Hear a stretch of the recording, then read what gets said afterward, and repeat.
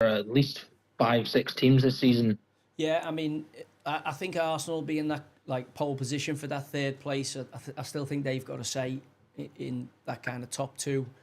You know, we have got a long way to go in the season, Scott. I think after the Christmas period, I think kind of settles down a little bit and the table starts to take shape. But, you know, Newcastle's form at the minute, the fact that they don't have a European commitment during the week, I think gives them an advantage from a kind of freshness point of view. And I wouldn't be surprised to see Newcastle sneak in the top four, but I think definitely top six. What before we let you go, Scott? What score do you fancy tonight? How do you think the game's going to go? I'm thinking at the moment, given how both teams are playing, I'll go 5-1 to Newcastle is what I think. I like that. Loads of goals would be interesting for us. Scott, thanks for joining the show, mate. Really appreciate that. Hopefully, get you on again. Thank you very much. Cheers, mate. Enjoy the game, Scott. Enjoy the game, yeah. Cheers. Have a good night. Right. It's good. Yeah. We could do this kind of phone in on this actually, weirdly, couldn't we? We've got a Liverpool What game should we fan watch here. next? Should we get the Liverpool highlights on? Get Liverpool on. We're going to get a Liverpool fan on here, so. It's not Cambo, is it? It's not Cambo. His name's LFC, so let's see if he comes through. Let's see. Michael Anthony tuning into the show. Is he coming? Is he in? Is he? Right, we haven't got him through. I'm trying to get him. Liverpool fan, no. We'll kick on to the next one. This one's fella's got a picture of Klopp, so let's see what he's got to say. Joel. If we go. Hello. I thought VAR absolutely dropped the bollock again, hasn't it, by not giving a penalty yet. Giving a penalty yet. Right, we can't find Joel. Which one are you talking about? The penalty what was given? The penalty that was given. I was VAR, look at that and give a penalty. Did you see who was on the half-time analysis? Go on. Our mate Izzy Christiansen. Oh, the Cabbage Patch. So I seen the Ed Sheeran thing. I was watching it. I was watching the. What's going on there? No, I was smashing the studio up. Just knocked the lights over. I was watching the match in the boozer with a couple of Reds.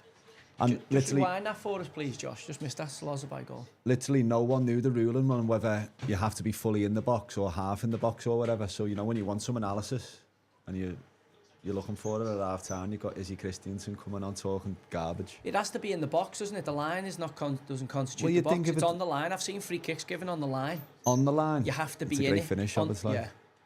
So it's unlike for the goal, obviously the ball needs to be fully over the line, and for the throw-in. Yeah, you have to be in the box, yeah. On the line is on the line. On the line's not a penalty. Right.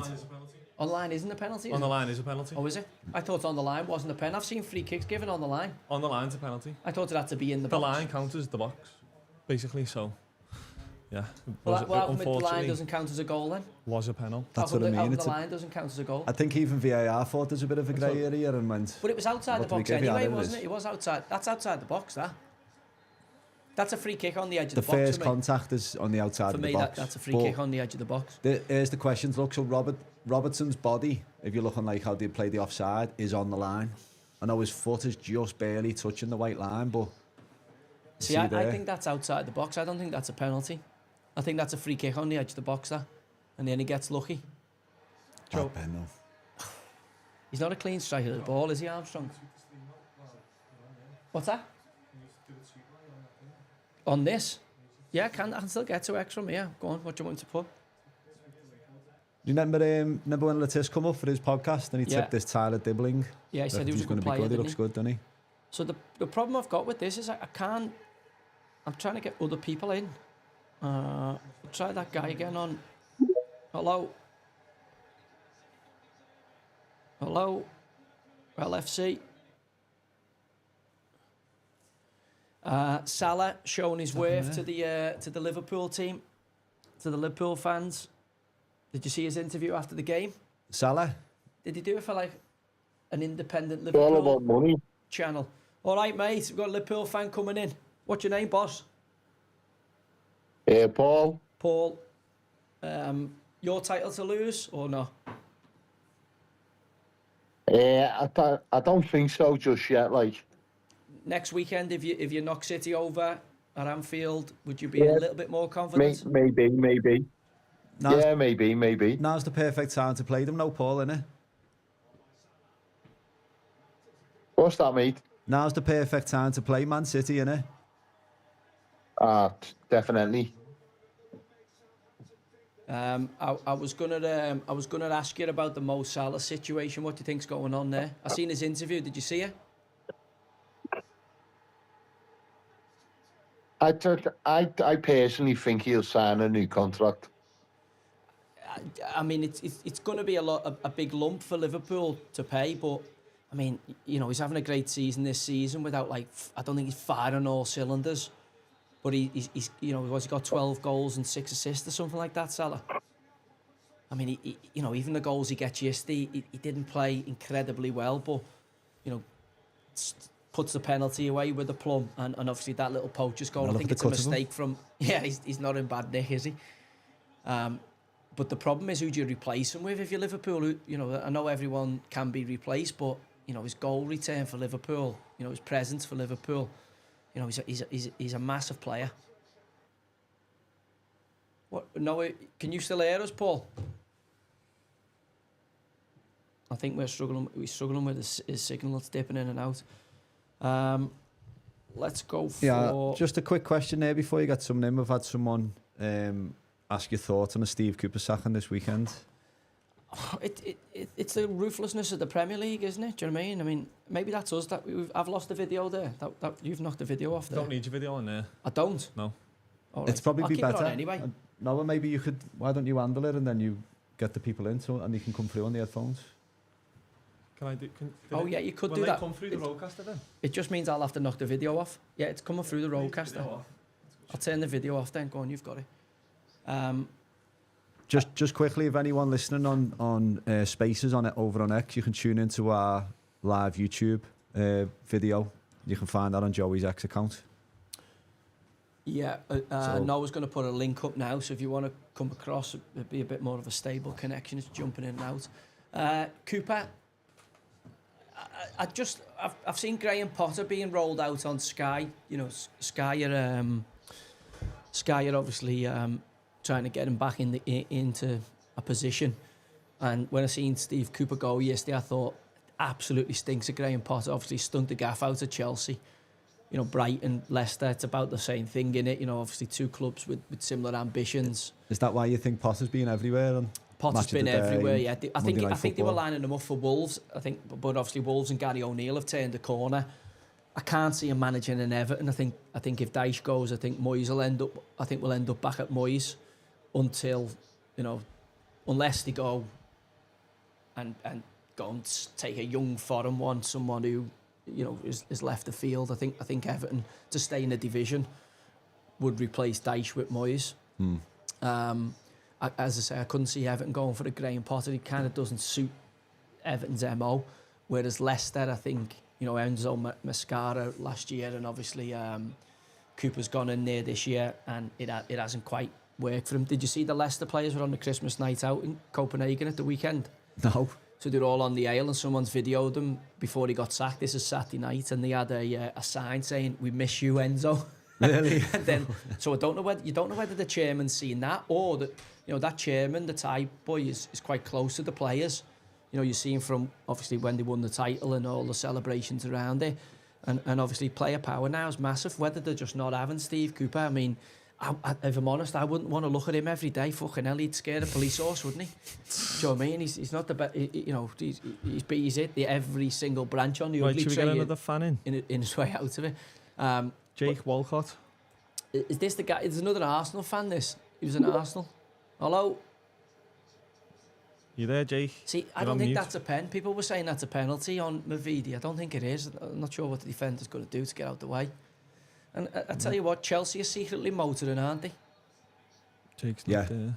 I'm not having the cat at all. I think they've got, if they want to, you know, progress Chelsea, I think the goalie's got to go. You're not having Sanchez, no, yeah? He's the tightest bramble of goalkeeping. He is an accident waiting to happen in every game. There was a few things he done in this game, like a couple of passes he played, a couple of throws he went to take dead early, and I'm just like, you are a fucking nervous wreck. Like you're not exuding confidence, and I think this is a young Chelsea side that could grow, but I think they need a proper keeper in the sticks. We've got a Newcastle fan in here. Was you watching this live? I watched the game live. Songbird. Oh, he's It muted. was a bad pen. He should have saved it. He's back. Hello, mate. Oh, we got another Geordie, another Newcastle fan. Hello, mate. Yeah, What's you your all right, name, mate? How mate? you doing? What's your name? My name's Lee. Lee, My nice name's to Lee, meet mate. you. You all right? I'm sound, lad. Yeah, where about Newcastle are you? Ponteelan, mate. You Oh, probably know good it well. man. Yeah, up by the airport. Yeah. That's right. Aye. You golf do you course bevy up in the there, mate. diamond, do you? You That's sneak in the right, I do, diamond. mate. I Yeah. do, mate. Yeah, aye. Yeah. Me and Big Al. Oh, Big Al. That's Big Al's local, isn't it? It is, mate. I've had a couple of good pints in there, mate. I remember Kevin Nolan's dad's birthday. It got quite lively in there.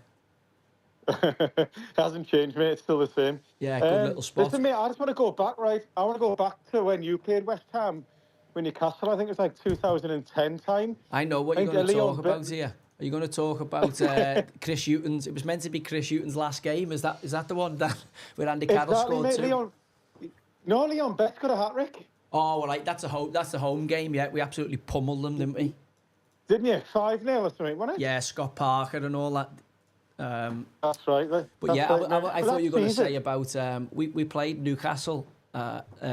We played West Ham away, and Chris Yeah. Hughton wore a suit, and I was always like, why has he wore a suit for that? And then we ended up winning the game. I think 3-1. Andy got a brace. He got a hat-trick. He got a diving header, didn't he? Yeah, I mean, the balls weren't on a play for him, to be fair. No, but we didn't know. But if we'd have lost that game, Chris was getting the sack. So it only came out later when he went and then he said, I wore a suit in that game because I'd been told by kind of the powers that be, if we lost, he was getting the bullet. But obviously we managed to win and got him a stay of execution. Oh, mate, the powers that be at the time, you know what the powers that be that was all right. Fact. No swap, beds. wasn't it? Yeah, no beds. Anyway, mate, I was going to say, right, that season, I just want to ask you quickly, that season we were doing so well until went and sold out Andy Carroll for 35 million. I think it was like in January time. Do you think if we'd kept Andy that season, we would have done all right? Because I think I finished about 12th that year. Yeah, I think if you ever remember the last game of the season, we were beating West Brom at home 3-0. And That's right, yeah. And then Solomon Choi fucking scored his first and only hat-trick in the Premier League second half. Remember That's him? a throwback, yeah. I only know that because my mate had 3-3 or something like that. My mate The back big 3-3, big yeah. taste, and won a right few shilling. But we were 3-0 up at half-time, and if we'd have won that game, we'd have finished 9th. That was without Andy. Obviously, he'd gone in the January, but he was playing so well, and the team was functioning so well. We had a really good understanding of each other. I wouldn't have put it past us finishing in the European places. You know, 7th, maybe 6th, maybe. But also when you look at it, it was a lot of money for Andy at the time. If you remember, Liverpool signed Andy for 38 that January, and Luis Suarez I think for like 27. In the same window, and you know, it didn't quite work for Big Andy at Liverpool. I don't think they kind of played to his strengths, and when you're a striker and you get that much money spent on you, at a club like that, you've kind of got to hit the ground running. But he was a massive loss. Have we lost him there? Yeah, he's gone. Yeah. That was enough. Binzi. Spurs fan. All right. Let's have a look at the Spurs game. Let's get Spurs on. I watched the Spurs City game. He's on mute. Spurs looked incredible, by the way. Spurs, I don't know whether it was a Spurs are case good of City side. being Yeah, I've got a bad or Spurs fan Spurs being in. good. I've got a Spurs fan in now. Are you here, mate? Hi, Joey. All right. Is it Binzi, is it? How do we say that? Binzi, mate. Yeah, that's the one, Binzi. pal. How are you? Tottenham fan? Yes, mate. Yeah. You was must up there be on Saturday. absolutely buzzing, lad. Yeah, that was unbelievable. We're just so inconsistent. It's ridiculous. I mean, who loses home to Ipswich and then wins 4-0 at the Etihad? I know. It's I've had a look at when we were looking at the side. We were talking about them early in the season. They've got a really good side. Like there's some good players there. I love Kulusevski. Yeah, he's come alive in the midfield. To be fair, that's the best thing Andrew's done for us so far. Is stuck him in centre mid. Yeah, He's, moved them off the wing. Well, because the way we play is all about getting the ball wide and crossing it, and because he's left-footed playing on the right, he ends up wanting to cut inside, and it just doesn't suit him at all. Yeah, they're a funny old side though, as you said there. It's like, as you say, you lose at home to Ipswich and then obviously go to the Etihad and absolutely pummel City. But what's a good season for Spurs this year? A good cup run and yeah, maybe I think you've got to judge him on Europe and the cups. I think We're not going to get anywhere near the top 3. So our best route into the Champions League is winning the Europa League, and the Europa League is poor this year compared to other years. Fourth position's up for grabs. I don't think anyone's really taking that by the horns at the minute. I think that's, for a lot of the teams, looking at Chelsea going well, obviously Spurs with a good result the other day. Newcastle tonight will be a big game for them, but they look like they're moving again. Yeah. And I you just think Thursday, Sunday is not sustainable, going tough for a league challenge and then doing the Europa League stuff as well. I think you've kind of got to put your eggs in one basket. But you have got a squad to be able to deal with that when you see like Timo Werner come off the bench, and there's a bit of depth in that. He turned up. I know. But I was surprised to see him run past Kyle Walker, back himself to do it. But I think when I look at Spurs, I look at the squad and I think, you know what, they may just well be able to do it and maintain, some league form, because I think you've got the fundamentals of a decent side. Solanke seems to have settled. It gives you that little bit of a target up the front.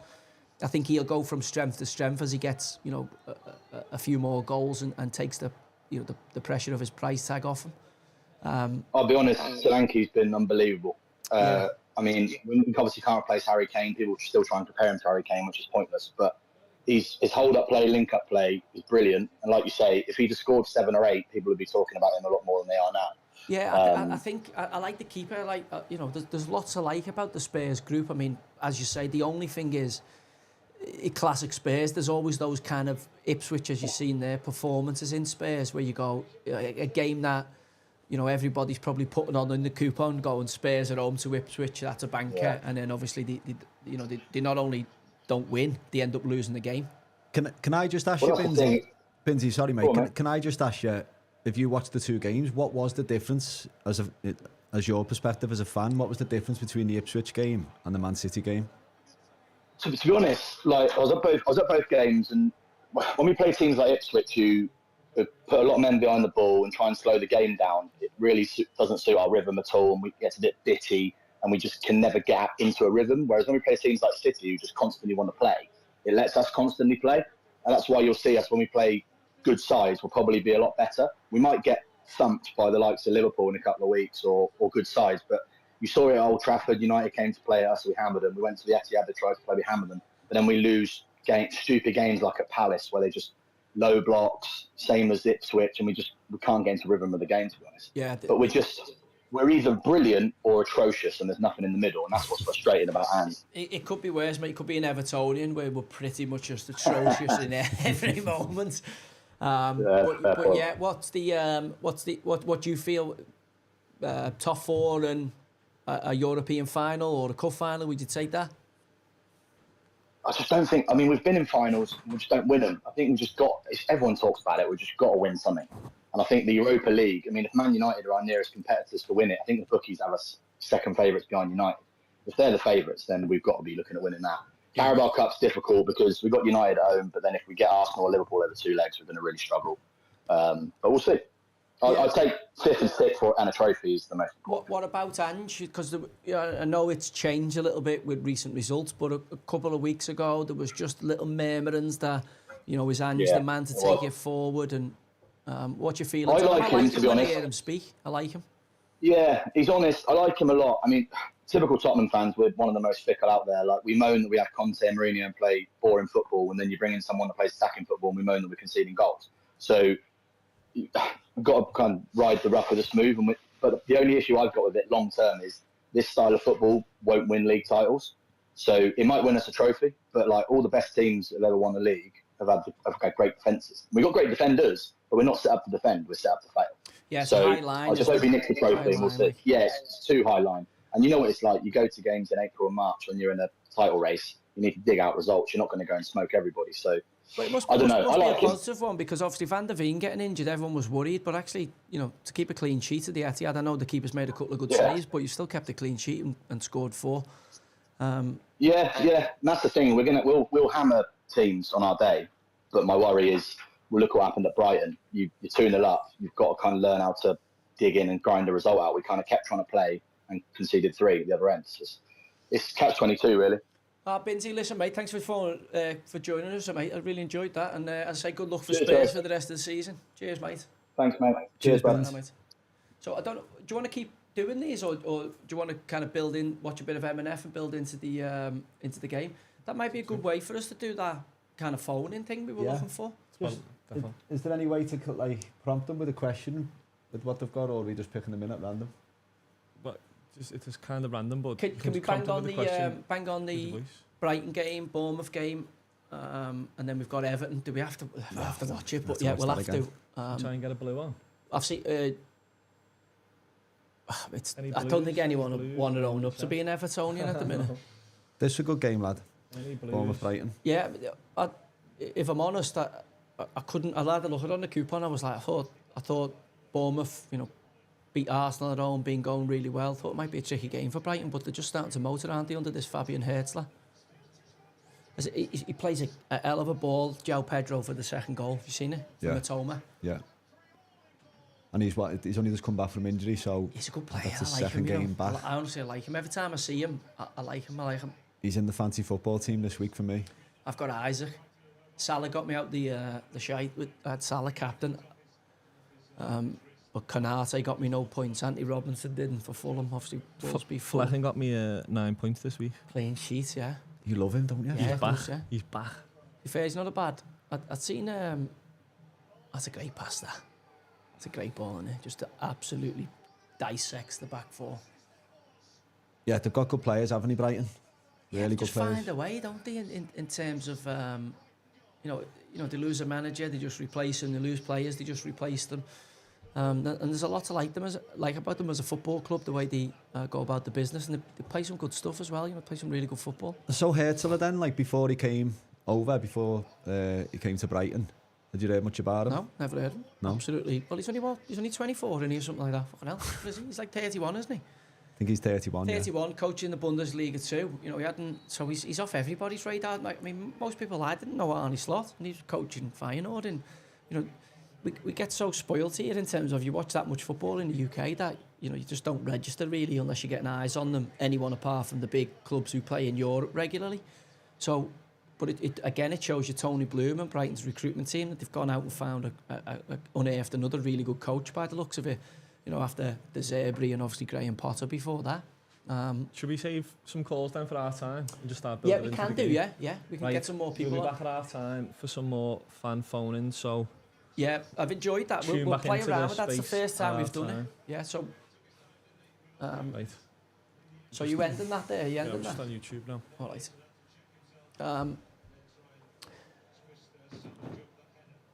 Yeah, I think Brighton are like just moving along nicely. I think they decided that no pressure will be on them. If they finish 10th, if they finish 9th, but they could sneak into that European. Everyone else in and around them, Chelsea, Spurs, Newcastle. I think I'll have a slight advantage because there's no European, and Brighton are the same because playing Thursday night and then going again Sunday. Into the second half of the season, that doesn't have to start to take its toll. Well, now you've mentioned that, should we watch did you see this effort last minute, Semenyo? There's people talking about, he's a good player, isn't he? There's people talking about Semenyo as a possible replacement for Mo Salah. Yeah. No? Absolutely not. That's what I'm hearing. I've heard. Absolutely not. Why not? Because we're about to win the league, so. Yeah, but somebody's going to replace Salah, whether it's this season or next season. No. You're going to Cherky from Leon. Let's just get the Everton game out the way. Yeah, you're getting caught up in this Cherky doing all the stuff on TikTok and that where he flicks it up and volleys it in. Just because scored at the weekend. Just because you mentioned the effects of the Europa League or Europe there, and Aston Villa in the Champions League. Aston Villa are they struggling with it this year? Lack of squad depth, maybe. I just think they overachieved last year, didn't they? I think they massively overachieved last season. It's tough to, it's why the top sides are so special because it's tough to maintain it. But Palace, after you've played during the weekend and internationals, and don't forget Villa have just been on the roll. Their players every 3 days, where your Palace lads will get a little bit of a break somewhere because they haven't got that European commitment.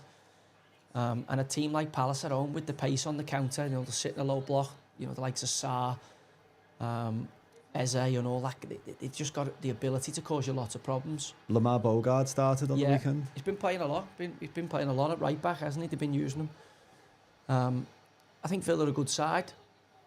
I think when I look at it, I think I think the Champions League and the fact that they're doing okay in it's going to take its toll on them, because at some point in the new year, you know, to maintain, you know, the kind of Tuesday or Wednesday and then a big performance in the Premier League on a Saturday or Sunday is tricky. But again, you know, if you're a Villa fan, would you back against them? The manager's got experience, and he's notoriously does really well in Europe. You could see Villa going really deep into the Champions League and finishing 6th. Do you know what I mean? Like, because at some point I think Emre will focus on that, because he has a fantastic record of winning European competitions. I mean, just touched a little subject there. Like, well, that's a for me that's a strange pen. Do you think that's what, you know, Good obviously save. you've got the European Super League breakaway idea and all that. Do you think obviously that plays into the strengths of the so-called top 4 or the top 5 teams that they know, like the likes of your Leicesters, Aston Villas, maybe possibly a Newcastle into this? If they qualify for the Champions League, do you know they're more or less not going to get there the year after? They haven't got that stability. It's kind of like Newcastle get there and then good finish, lad. Newcastle get there and then have to sell players. It's bizarre, because like, surely if you qualify for the Champions League, it's going to open up a massive revenue source for you. But then they're running into the FFP. Villa again this year. Obviously, they all got a bit creative, didn't they, with the trading of players, all the sides that were struggling against the FFP. But like, it's how can that happen? How can you qualify for the Champions League and have to balance the books? That's a rare one. Ross Barkley's little header. He's not played as much as I thought he might. I thought they might have used him a lot more, but obviously Onana's done well, hasn't he, since he's moved from Everton? he has, yeah. Everyone who leaves Everton tends to get a bit better. Obviously, Anthony Gordon's improved massively. Onana looks like he's settled quickly at Villa. It's a great save. What a game this was, by the way. And then it's like most games in the Premier League, and now we have to watch the Everton highlights. Yeah, listen, it's tough, innit? My lad went to the game Saturday. I said, what was the atmosphere like? He said, absolutely terrible in the end. Yeah. And But you can't play in the Premier League at home for more than 60 minutes against 10 men and not score a goal, particularly against a team who've lost every away game so far this season and conceded handfuls of goals. we don't have a natural goal scorer. Like, you know, Calvert-Lewin, there's loads to like about him, but goal scoring's not his forte. Obviously, Beto comes on and tries hard. I thought he missed a big chance at the end. You know, of good defending, whichever way you want to look at it, the defender gets in the way of it. You know, but if it isn't for Ndiaye or McNeil scoring from range, like, Everton just don't carry enough goal threat in it. And I think that comes from, you know, whether it's a confidence issue. What is it, 3 games now without scoring? Yeah. A lot of people are criticising Dyche, saying we went to West Ham and, you know, team low in confidence and kind of just sat back and obviously allowed West Ham to grow in confidence. Funnily enough, we could have been 2-0 up against the 11 men. They played better against the 11 than they did the 10. I mean, that's a good save. Did You've got your Brentford- bonus points there with Did Brentford just sit in now once they got 10 men? Well, obviously they've got to be. No, they did. They 'Cause- defended really well, but obviously After watching him on the last M&F, if you remember, what were they like when they were winning? Fucking hell. They just sat in, didn't they? So I can imagine going down to 10 men, it'd be even worse. Well, they've still posed that threat on the counter-attack. I tuned into the game with 20 minutes ago. I ended up getting it on the old stream.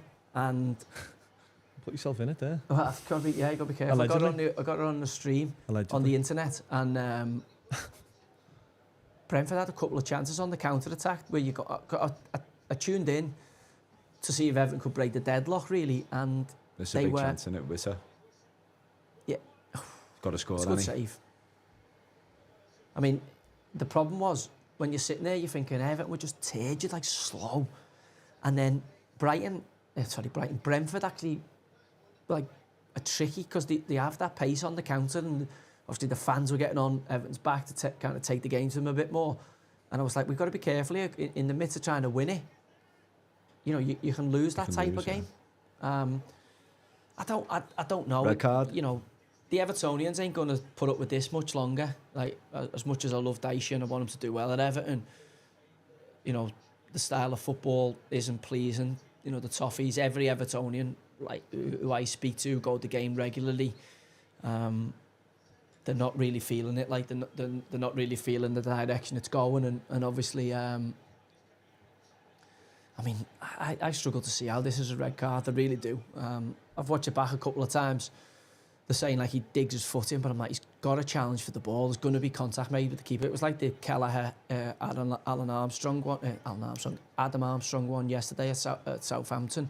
It's inevitable you're going to make contact with someone if two people are competing for the ball. Yeah. You know, if you catch him with the studs or you catch him with the knee, is that a red card? You know. Pickford said as well he kind of defended Norgard, didn't he? In the He said he came in and apologised to Yeah. him. I don't think he tried to do him, did he? It just kind of ended up going into him. And obviously, if he gets sent off for that, and then Pickford doesn't get sent off for the challenge on Van Dijk, you can kind of see like not every challenge is a red card. This was the chance I was on about. It's good defending, but could he? The size of him, no, he's just got to go and attack him. No, there was a chance where he should have. I felt he should have took a touch, and he ended up kicking it straight at Pinnock. Last one to take in, Man United. And then we've got Wolves Fulham, haven't we? And then we'll flick into we're 10 minutes out from the Newcastle game. We'll flick into that. Go on to the Wolves game. At least there's goals in it. I didn't see this result coming. No, didn't see it. I don't know. I feel like watching Wolves a couple of times this season. I feel like that this result's been brewing. They've got some really, really good attacking players. This Kuhner's a hell of a player, isn't he? He's in my fancy team. I was going to put him in a couple of weeks ago, and then you got to score. I had Raul. You got to score that. He missed that. He's out now though for Joe Pedro. Strand Larsen looks a shrewd by, don't he? The big lad. Yeah, up he's front. done well. Yeah, I've got him in the fancy. He's on the bench at the minute, but he's in there. The thing with Cunha now with the fantasy, everyone's got him in the team. There's another player who's left Everton. Everton. Yeah, another player. He's got the cares of Everton off his back. There's a few players at Wolves like I like the lad in midfield. Is it Gomez? Yeah, Brazilian international. Yeah, Strand Larsen to like. I mean, I think he's exceptional. This lad. I wouldn't be surprised to see. Number Bergkamp's goal against Leicester really, away. really big come for him. Yeah, he's been impressive over a prolonged period now, and obviously, you know, he's not in the best team. I think he'd do so much better in a better team. He came has Lamina changed his name to Mario Junior there? Or was that a different player? No, it's him. Yeah, That's Mario Lamina. His name is. But Mario Junior's on the back of his top now. What the fuck goes through these people's minds? That's a great finish as well. So yeah, Cunha come from Atletico Madrid, didn't he? That's our boy, isn't it, Gomez? I like him. He's a good player. Him. Is that where he come from? He obviously didn't fit for Simeone. I tell you what, they're struggling this year. Yeah. Atletico really struggling. He's under pressure, real pressure. Diego Simeone. Yeah, I thought this would be. I didn't see Wolves coming here and doing them 4-1 anyway. I thought, you know, Fulham are a good side. We obviously had an off day. There's a mad one, Wilson, and he's come out of nowhere. Yeah, super sub. Yeah, he's got spawny the last few goals he scored, hasn't he? One hit him on the shoulder and went in the far corner. Another one he half like flicked to keep alive. It goes in the back post. I know you've got to kind of get a bit of luck. I mean, this is a really good goal. Really good goal. Oh. Yeah, cracking in it. Someone's asked on Twitter, what do you think of the two Garys, Gary Neville and Gary Lineker? On YouTube. Gary Neville and Gary Lineker. It depends. Bell ends in two different ways, aren't they? Like Lineker's just a sausage. I can't abide him. Like he's obviously proper lefty dickhead. Like Neville, I've got a bit more time for, but I really struggle with him. Just his behaviour in terms of like he just thinks he's like the oracle of football and forgets he's a proper knobhead. Like he's managed Salford as like the kind of sporting director and been dreadful, wasted money. He's gone with England as an assistant manager, been dreadful, had Harry Kane taking corners. Valencia, he's let the nation down and set English coaches back in Spain by about 50 years for him and their Phil's fucking abysmal behaviour there. Obviously, he's wanting to be, I believe, you know, he's now on Man United's board, so I don't expect Man United to get better anytime soon. He's wanting to be, I think, the regulator of football and like a kind of commissioner. That's why he done all that nonsense with Keir Starmer in the build-up to the general election. And now, he's nowhere to be seen. His bromance with Keir Starmer is ended because Keir Starmer's turned out, as you've seen via the petition that's been going for the last 2 days, with us 2 and a bit million people trying to call another general election because he's reneged on all the promises that they said they would do, the Labour government, when they got in, and they've been an absolute disaster in less than 4.5 months. And lo and behold, Gary Neville's everywhere, but he says nothing about, how he's let people down who maybe trusted opinion and listened to him about voting for this current Labour government. Man United, you need to get on, because there's a big chat before this game kicks off. Did you see Ed Sheeran and Jamie Redknapp's nonsense pottery? The man from Del Monte, see the white kicks he had on? He's just a buffoon, isn't he? Did you see Roy Keane arguing with the fan? And Redknapp half like as if he's going to come over, but like you can see how much of a shitbag he is, where he's kind of keeping himself out of it. And then Keane storms off after saying get in the car park to some fucking disabled Ipswich fan. Like, Keane's a bellend. Keane's starting to do my capping as well. And if he wants a Misfits charity boxing match, I'll happily punch Roy Keane's head in. If anyone wants to get that on, because he's starting to, especially for offering out a retarded Ipswich fan who's shouting at him yesterday saying, I'll meet you in the car park. I'm like, shut up, Roy, you bellend. And anyway, Redknapp's half lurking in the background, and then when Keane leaves, he goes, leave her out, mate, leave her out. You just hear that in the background. I'm like, oh. The Ipswich fan.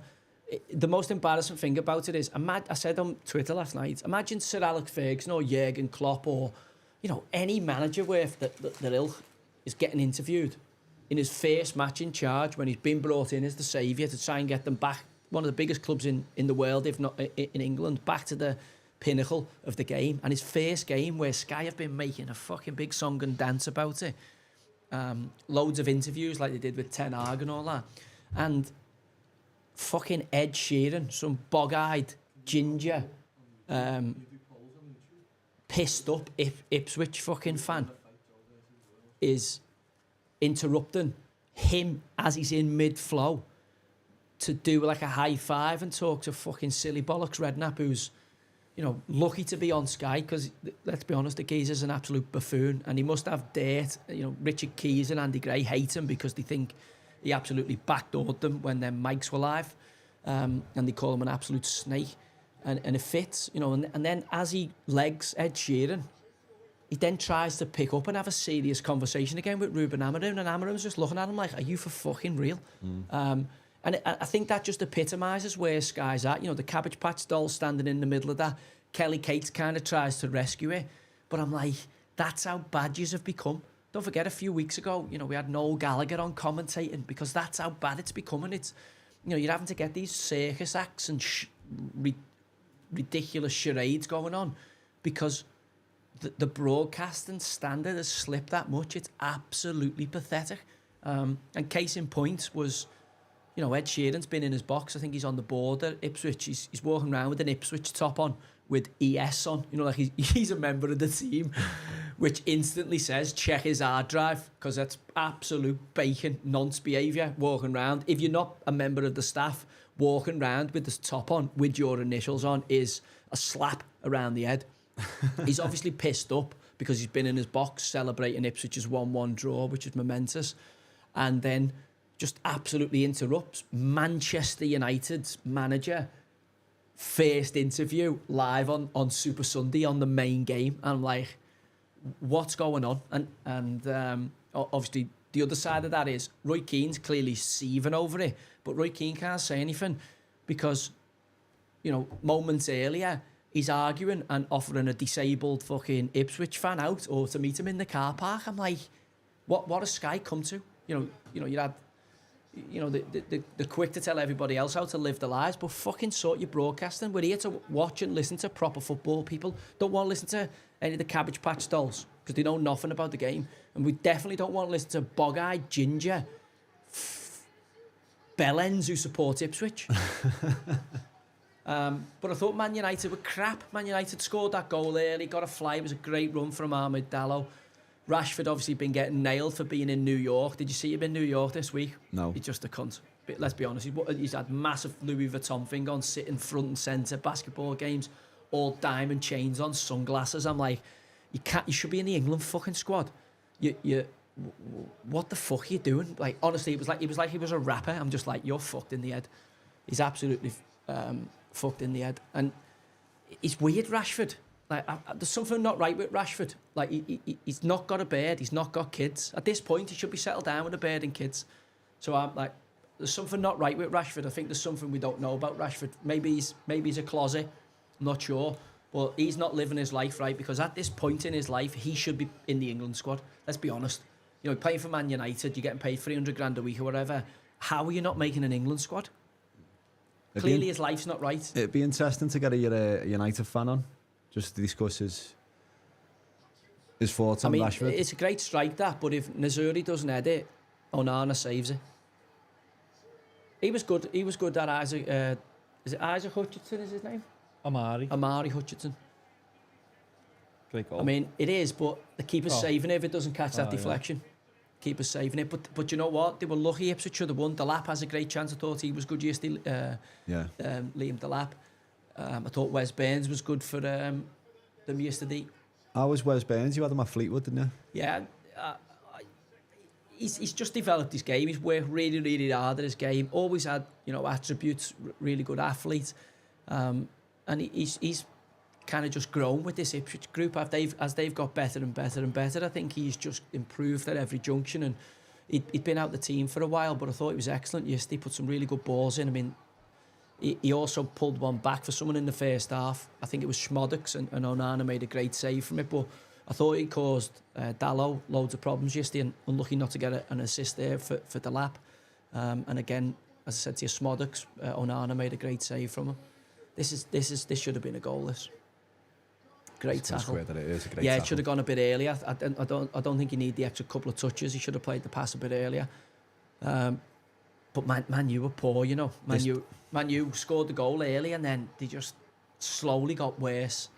I think he's got a massive job on his hands. That's why I was tuning in with real interest to go, okay, Amarin's going to give us a bit of lowdown here, and then next minute fucking Cabbage Patch is there waffling nonsense, and obviously silly bollocks Redknapp ends up pulling his mate fucking Ned Sheeran in for a high five and absolutely interrupts the flow. Just the way the game's going, innit? Yeah, let's get the game on. What's your thoughts? What's your predictions for tonight's game? As I say to you, I landed a coupon there. I was tempted to go all in on Newcastle to win and Isaac to score at any time. I don't know whether they got for it, but I was tempted to lump it. What's that one? Read that one. What's the big at there? Read that one out. So we've got Isaac to score, Emerson to be carded, and Newcastle to win. Emerson, the left. Emerson's up against Gordon. Emerson, yeah. It's 8-1. It's not amazing odds, to be fair, but 8-1's alright. Little 20 quid, 180 back. Then I've got Salah to be carded, Guimaraes to be carded, 18-1. Is anyone making a case for West Ham to beat Newcastle tonight or get a draw? No, I don't think so. No, everyone's favouring Newcastle. Do you know, these type of games can be tricky because West Ham, I haven't seen the starting 11 for West Ham now. Who's on M&F as well tonight? We haven't even spoke about it, have we? Let's see, Wan-Bissaka, Thibaut, Kilman, Emerson. Message to the stream, just remember we will be behind. We'll be putting the timer on to match with our timing. So that front three of West Ham's carries a counter-attacking threat. No matter what you think of Antonio, I know he is raw, but he's a good ball carrier. You know, Bowen is a threat, and the boy they took from Leeds I don't want to even try and pronounce his first name. Somerville. It's like Everton will link with him, Caicedo or whatever. And I think Bowen against Hall. Obviously, he's just come off making his England debut. I seen Hall at Goodison this year, and I wasn't having him at all. But since then, he's got a lot better. Obviously, his confidence will be up at getting his first England cap. Livramento out the other side. I just don't see how the two centre-halves, Kilman and Todibo, is it? The lad he took from Nice, who Man United were going to take, are going to handle Isaac. I mean, I thought he was exceptional in the win of Forest. And good against Arsenal at home as well. These have been woeful, West Ham. They've been woeful, and I'd be very, very surprised if they get anything out this game. I'm expecting Newcastle to beat them quite competently. But again, you know, they do pose a threat. You know, Sudchak from set plays is a big threat.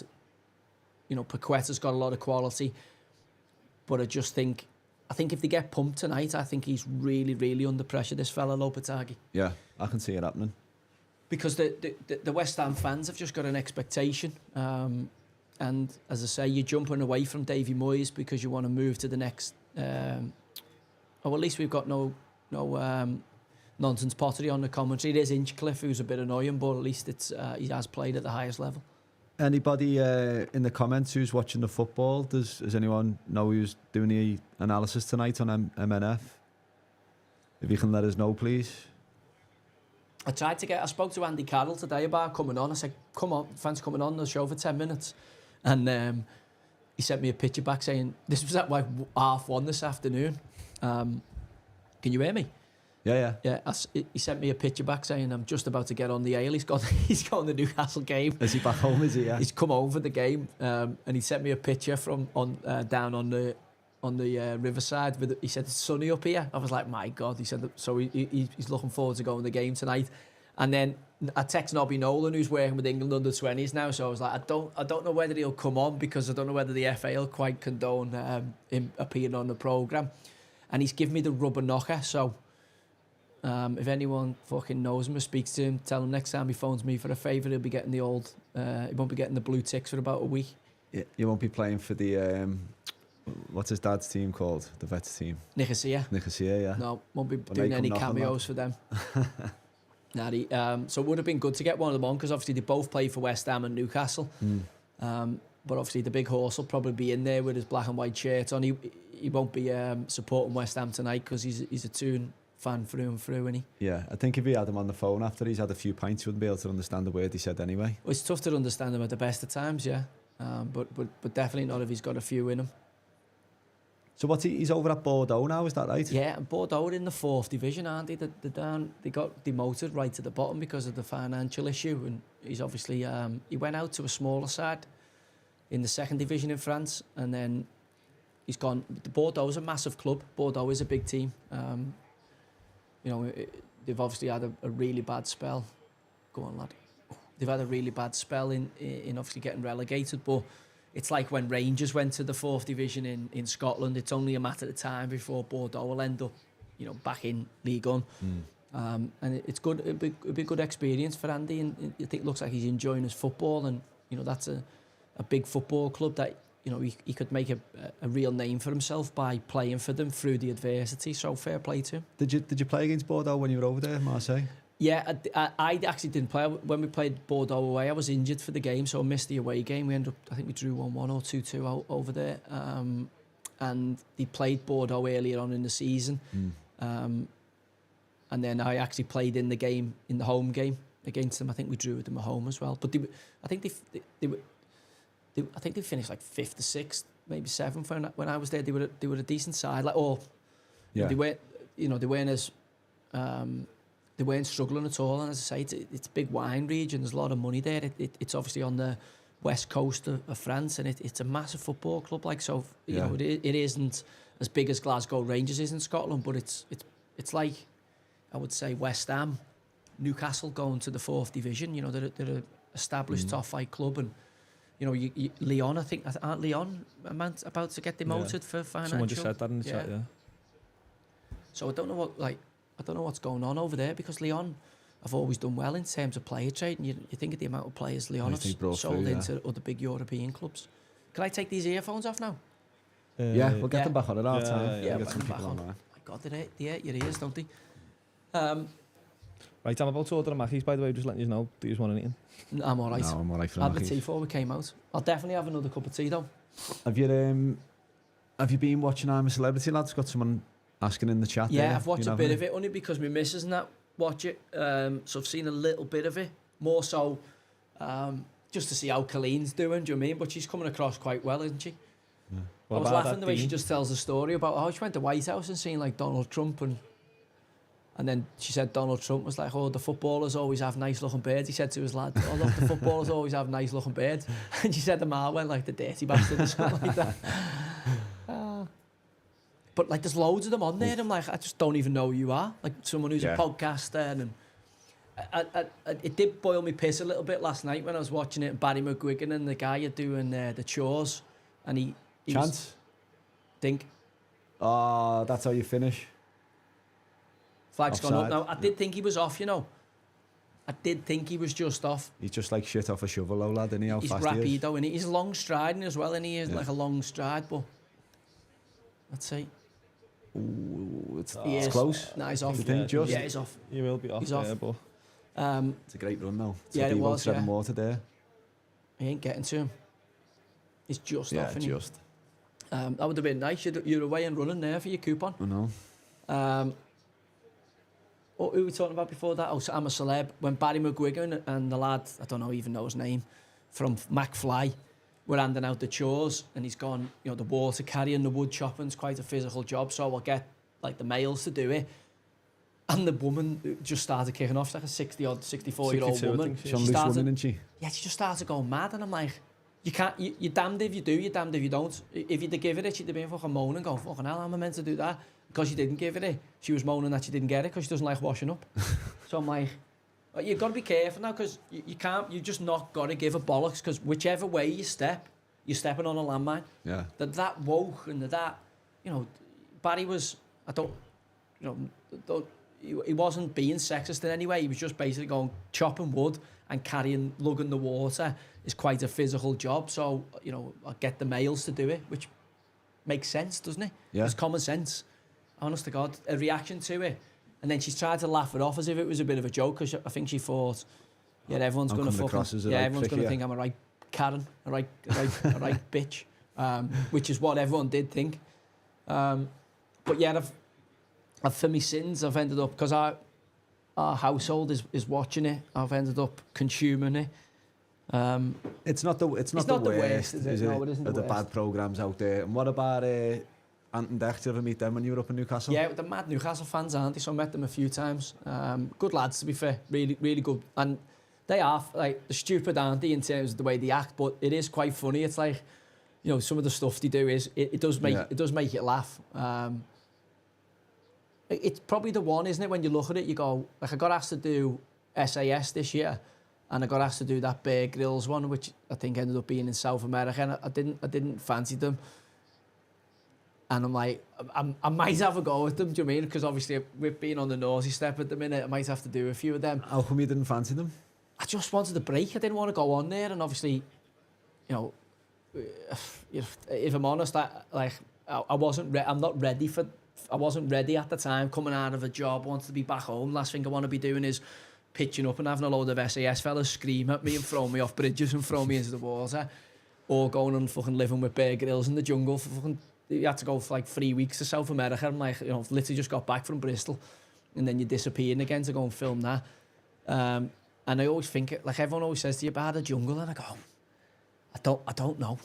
Like, it's the one thing I go, there's part of me that would like to go, but I'm like, the public would just be voting me to get like fucking caterpillars and fucking cockroaches put down me undercrackers every day. I just feel like I'll be constantly doing them fucking tasks. Do you get weighed in for it?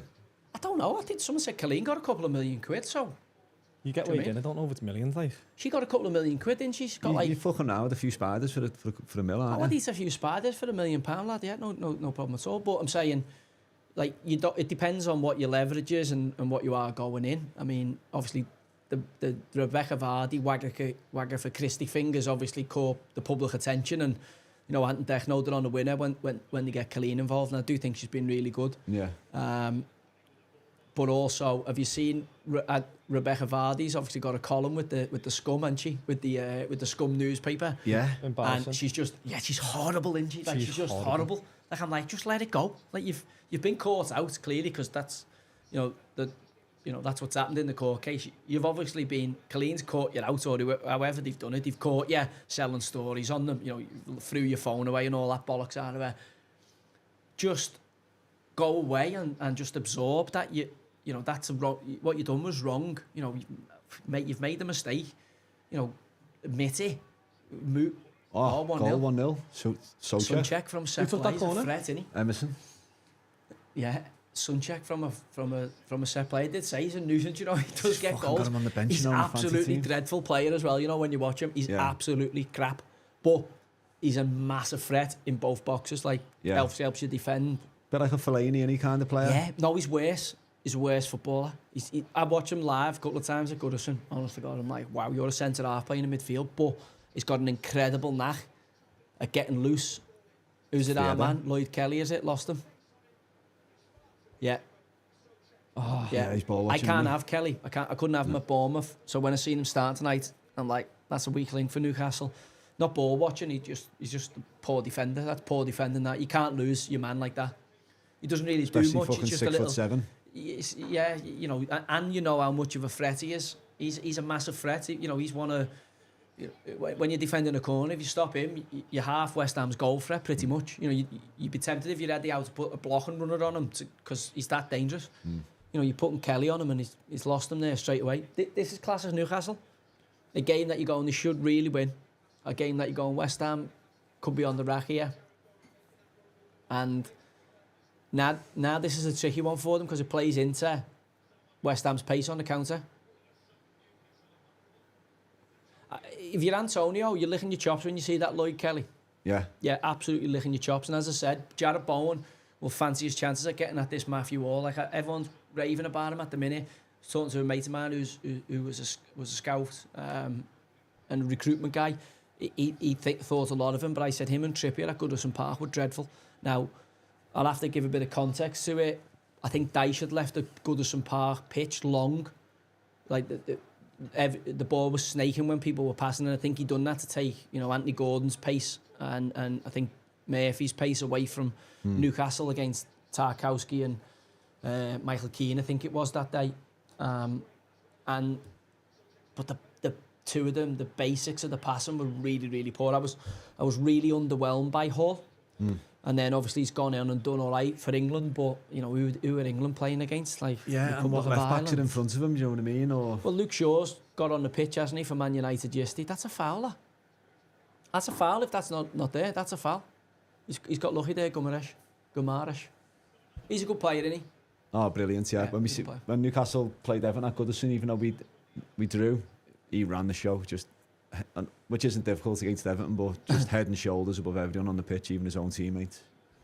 The way he sees the game, plays it at such a slow pace as well to be playing in midfield. Conductor, isn't he? Conducts it.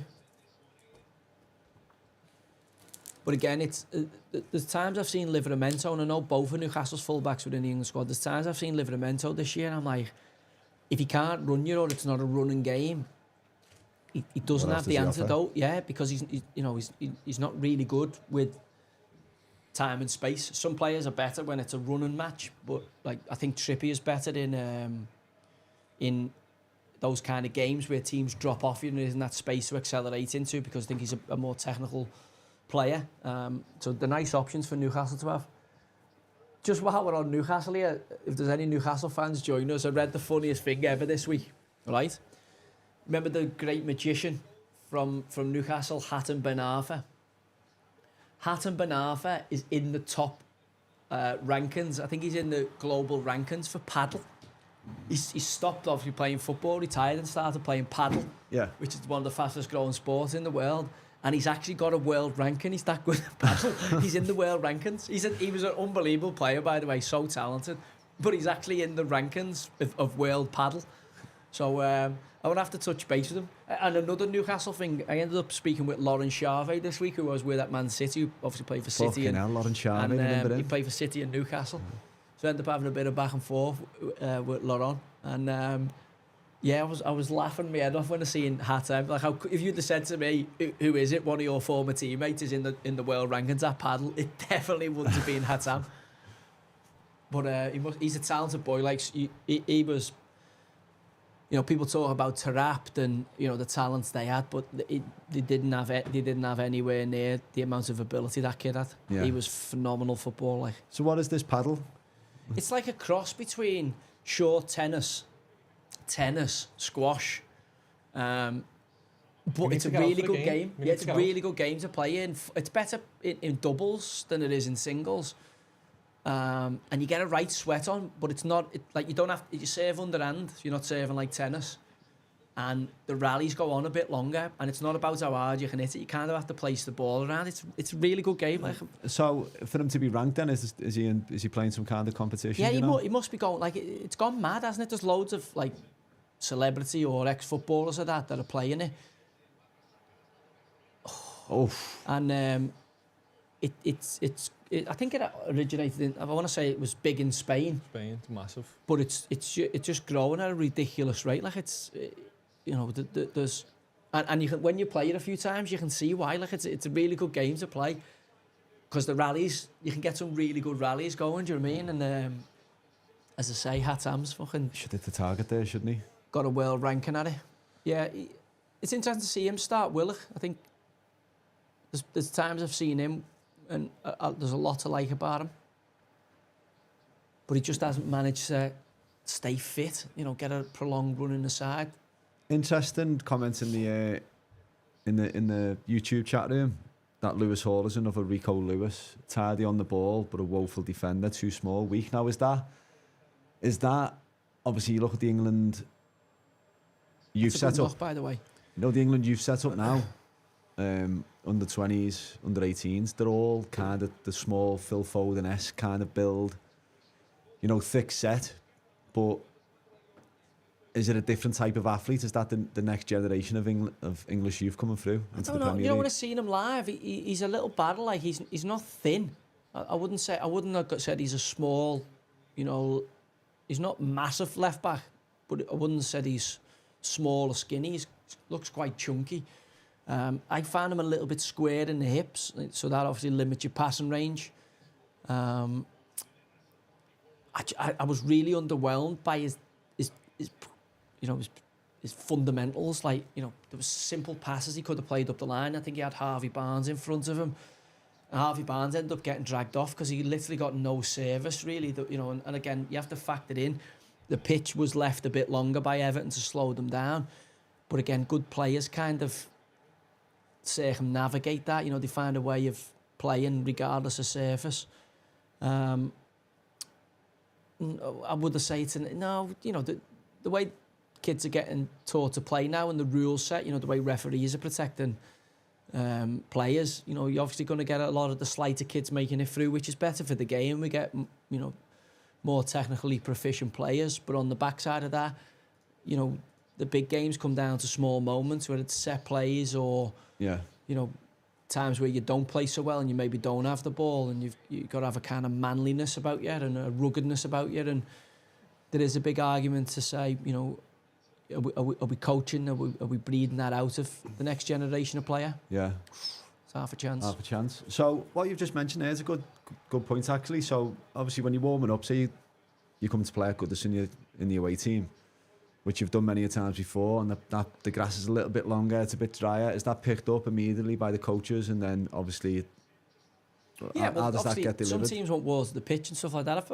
you know, you get enough time. Obviously, from half one, you start your warm up for a 3 o'clock kickoff. So there's an hour and a half before the game. You're on it. Don't forget, as soon as you get to the stadium, most of the time you go in the dressing room, get a cup of tea or whatever a drink, get the programme, and then sort your tickets out, and then you go and walk the pitch, don't you? Or certainly I did when I played. You'd always go and test the surface. So, you know, that you usually arrive at the stadium a couple of hours beforehand.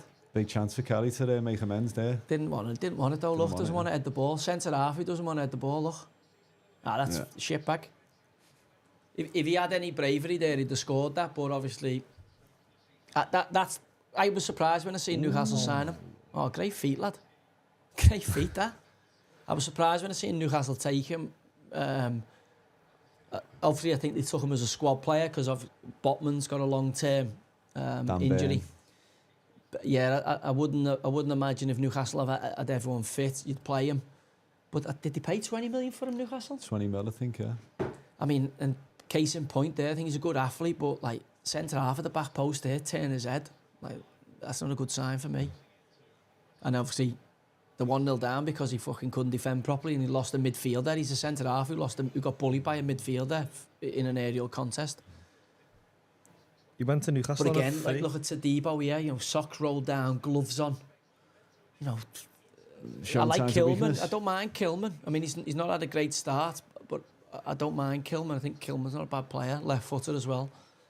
I don't know. I know he's a Frenchman. He's a French Cameroon. Tadibo came with a big reputation. What are your thoughts on the personality of the year? Is it presenters? Every box ticked, isn't it? I said that. You know, you got obviously a woman in Gabby Logan. I was just like, where's the diversity? Because if that was 3 men, all the feminists would be kicking off going, why isn't there a woman option? But because we've got a woman, we've got a lesbian woman, we've got a black lesbian woman, we've got Alex Scott, Claire Bolden and Gabby Logan. And I'm like, where's the diversity? Like, why is there no male on there? If we're talking about, you know, creating opportunities, why is there no opportunities created for the males? But again, it's a box ticking exercise. I mean, who fucking watches it? You know, who watches it now? I mean, it should have been Ronnie O'Sullivan last year who won it, and it wasn't. So, I mean, I don't even watch Match of the Day or Match of the Day 2 anymore. I don't watch Football Focus anymore. You know, you see the start doing the round. I don't watch it. Don't watch any of it. I don't watch it now because it's just been infiltrated with bollocks. Like, I literally go and take my lads a footy and then go and put me footy coupon on, and then I'm waiting for the 12:30 kick-off. I'll watch other things until 12:30. That's how bad it is. You know, how does Alex Scott keep failing up? Like, she's dreadful. Let's be honest. She's been at it a while now. She's absolutely pathetic at presenting. She's dreadful. Like, Gabby Logan is decent. I'll give her that. Claire Bolden, they are good presenters. Alex Scott is fucking terrible and just keeps getting opportunities. And the only reason being, she's a lesbian who goes out with Jess Glynn and she's black. Let's be honest. They're the only reasons, because she's no good at her job. She is not improving. Football Focus figures her down. They're about to can the show because she's been on it. And then you see a link with the Match of the Day job and you're like, she's going to get it, isn't she? She's crap. Well, unless they're just using it, as I said last week, unless they're using these people as Trojan horses to just kill programmes so that they can put something else in that space. You know, they're dreadful. Now, the problem you've got is, if there was any good women out there, which there may well be, who could do the job competently, they get lost in the thing of, oh, it's just another woman ex-player who doesn't know what the fuck they're on about, who's getting an opportunity because of these DEI quotas that these companies have got to meet to get funding from BlackRock and, you know, Keir Starmer's mates over at BlackRock Vanguard. Someone just put opinions on Claire Bolden playing on the wing for Newcastle tonight. Yeah. To be fair, I reckon Claire Bolden would absolutely beast him. She's a bigger unit, isn't she? She's a bigger unit than Anthony Gordon. Did you see the thing knocking around Twitter where it's got to be artificial intelligence doing the camp scouts? Oh, the voiceover impression. Yeah. Yeah, it did. Yeah. It's a strange one, isn't he, Gordon? Because whenever I hear him speak, I think he speaks well about like mindset and mentality. But then he gets his hair cut like that, and you're like, I mean, I can't really speak with this at the minute, but is rig out questionable as well? I mean, that's every young player now. You know, don't forget, we're of a different generation. You know, what they find fashionable. I mean, Marcus Rashford's attire in America this week was just like, he had a white, fluffy Louis Vuitton coat on with the Louis Vuitton, like that big, like multicoloured, sunglasses with like, and just these mad diamond chains, as if he's like a fucking rapper. And I'm looking at that going, if I'm Ruben Amorim walking in here, I'm going, you are the first person getting put in the catapult and fired out of a cannon. Because Amorim has to come back, and Gary Neville obviously was outspoken about it, him and Casemiro going to America. And then Gary Neville's first interview with Amorim in the training ground this week, that's what they're talking about. To be fair to Amorim, he kind of politically handled it, you know, saying it's the culture at the club and people had given them 5 days off, so what they do with them 5 days off is up to them. But I reckon secretly inside, you know, let's be honest, if you're a new manager coming in and you know the club's toxic, you know, got a toxic culture where the personnel in the dressing room aren't good enough for Manchester United, even though they're getting paid at a ridiculous level, I think you're looking for a few people to use as scapegoats to put your stamp on it. And, you know, he used Rashford as a striker yesterday, and, you know, he gets his goal, but he was pretty much anonymous after that. There wasn't a lot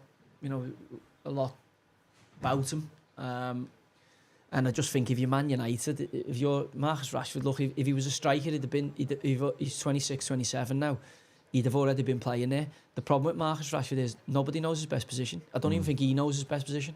You know, everyone thinks it's on the left-hand side, cutting in, but he doesn't do enough in the game to affect the game. So, be interesting to if there's any United fans listening to click the link in the on the YouTube description, and let's chat to you at half time. Callum Wilson back on the bench. Nice option to have, isn't he? Particularly with them stats, look at that. 12 goals in 14 against West Ham. Well, if it stays like this, I reckon he might be on at half time. I think Eddie Howe will be putting him on because Eddie will be fully aware of his record against West Ham. Yeah, I seen he played Eriksen yesterday. Eriksen and Casemiro. I was thinking, all right, experience, obviously get your handle on the ball. But as I say, you're looking at Man United team going, Mason Mount hasn't dropped in, Ugarte hasn't dropped in, the lad he took out of Paris Saint-Germain. Højlund struggled to stay fit. Zerhi looks like a bag of shit, doesn't he? Looks like an absolute bag of shite. Talking of getting rid of him already. Johnny Evans is still starting. I'm like, Johnny Evans shouldn't be starting for Man United. Like, let's be honest, if you're serious here, came like his best days are behind him, aren't they? I thought they'd kind of took Johnny Evans to be like a squad player. Yeah. Maybe playing like what Tom Huddleston did or Jay Spearing's doing for Liverpool, where they drop in and play for the 23s. Just to give them a bit of experience. I didn't expect him to see him start as many games as he has. He's been a good defender, Johnny, over the years, but the lit doesn't look up to standard, does he? He hasn't recovered. He hasn't recovered since he left Ajax, has he? He hasn't recovered. Nazruri, I'm like, well, what's that? Yeah. So Dalio, who I think's their best fullback. I don't think he's a better right back than Dalot. He is. I don't think he is. I don't think he is. No, I don't. I think Dallow's a better right back than him. So Dalot gets moved because he's a better left back than him. Like, so you're losing your best right back because I think. Well, watch it if Luke Shaw stays fit and he goes. He's a back three coach, but if he goes with a back four, I think it'll be Shaw at left back and I think it'll be Dalot at right back. Left wing back, or do you mean left of the three? I think if he goes to a four, I for what Man United got at the minute, I don't think a three suits them. They've got no wing backs.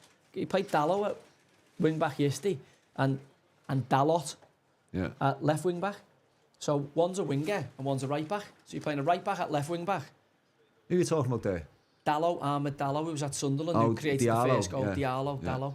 He's an attacking, he's a forward thinking player playing at right wing back. So I'm going, they're not wing backs. Man United, Man United. I don't think Shaw can play at wing back. I don't think he's fit enough to play at wing back. You might get away with it for a few games, but his body's not robust.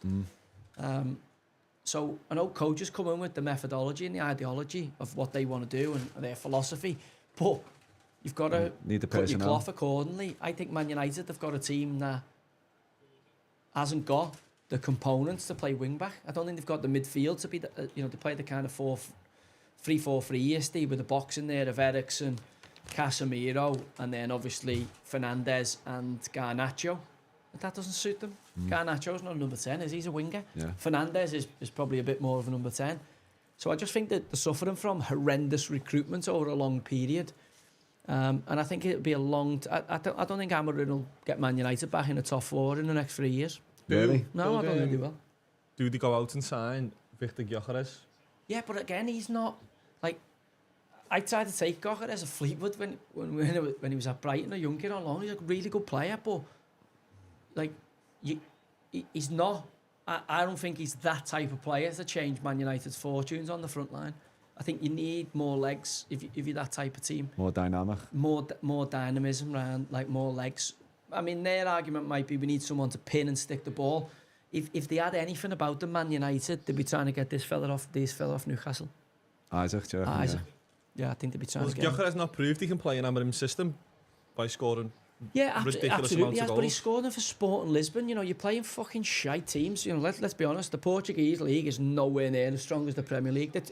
It's why I've got me scepticism about Amorim. Don't forget, Erik ten Hag came from Ajax, being the best team in Holland and European Cup finals and all these talented players. And let's be honest, he was dreadful.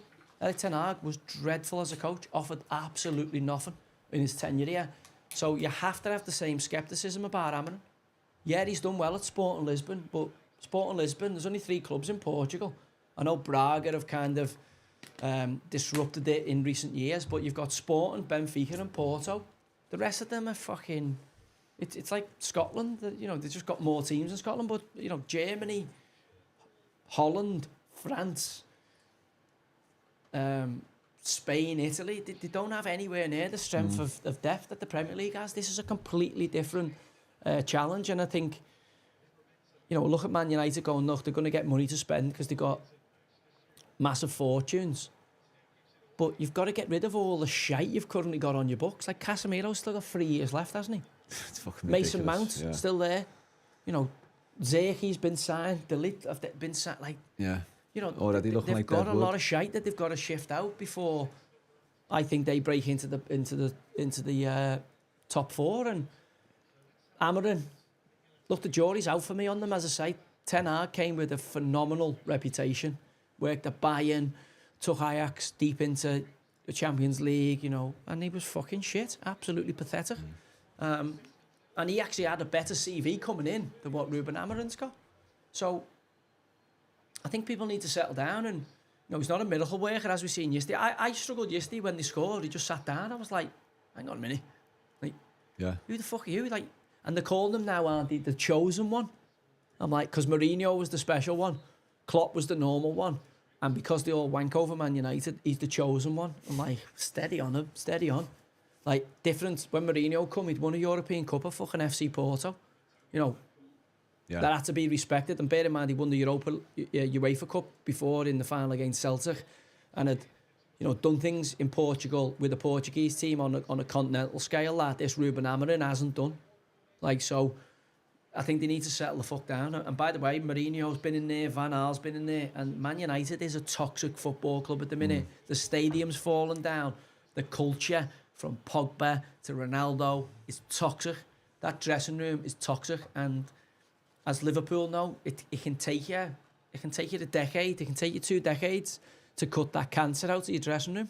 Well, it's funny, innit, how fucking timing works. So whenever you need a team to play at home to get your first win and get things on the front foot, who do you think you fucking play? Who? Man U next game? Everton? Yeah. Fucking hell. Ha! Everton at home. Just like Fucking Brentford hadn't had a fucking win all season away from home. Hadn't had a point. Who'd you play? Get a man sent off, you still come away with a point. I seen Ashley Young after the game saying we've kept X amount of clean sheets. I'm just like, that ain't going to wash, you know, mate. That ain't going to wash. But again, you know, you look at it and you go, like, Everton are off the pitch, you're a mess. Everton's been a mess. Point deductions, financial issues. So, you know, what can a manager do other than keep it up? I know stylistically, you know, they're not having them at the minute, and there's obviously a lot of discontent in the stadium, especially after not beating 10 men for, 45 minutes? Yeah. But ultimately, though, Joe, it's got to come down to the players. The manager can't fucking score the goals. He can't bring himself on up front and show a bit of determination or desire to score or get hurt scoring. I mean, You know, but when you look at it, like, I just thought there was mad decisions made. Like, I've loved Seamus Coleman. I think he's been an incredible servant for Everton. But why is he getting a new deal? He can't play. He's done. His days are numbered. Keep him around the club. Give him a coaching role. You don't give him a new contract as a player. Has he been on the pitch this season? No. You know, so you got Ashley Young, who's been a fantastic player, had a great career, playing at right back at 58 is he? How old, you know, Ashley Young? 58. You know what I mean? I'm like we're a mess. And if we'd have lost Bramford to Man United in the summer, we're even in a bigger pickle. Do you think we're in for the relegation fight again this season? Yeah, absolutely. Yeah. We can't score goals. Got Particularly no goals if we in the lose team. Bramford.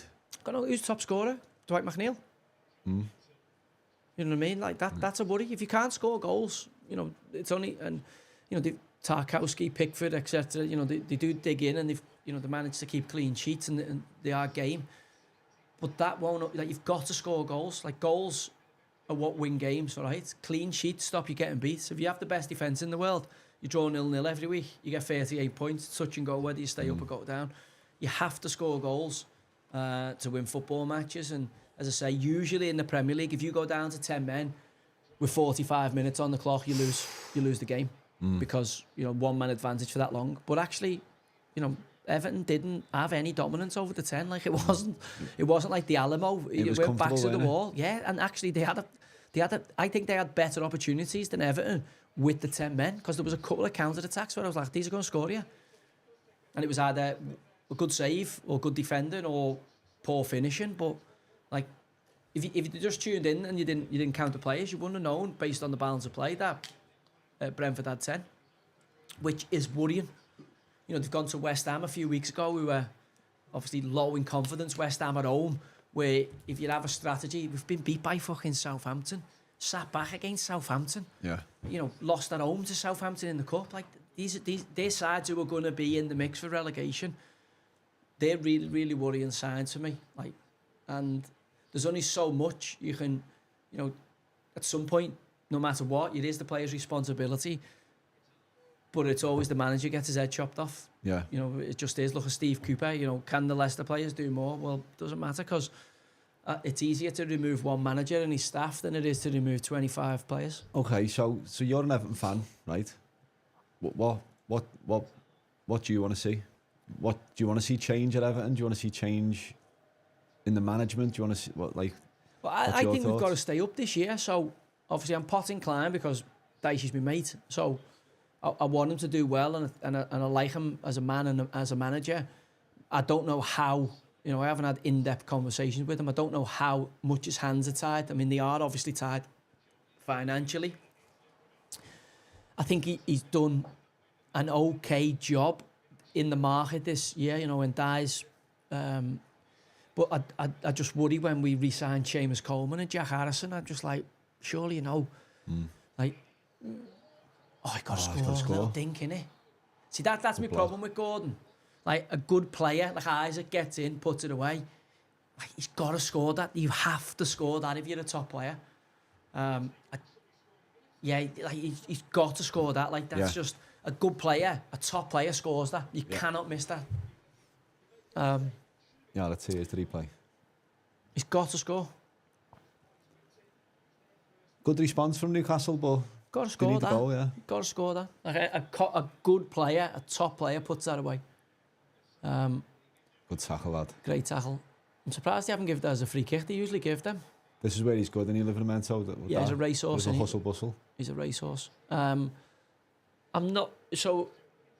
When I look at Everton, I go, I think Dyche has done incredible in the points deduction seasons and keeping us up. I think I think his time at Everton will be judged well because of that.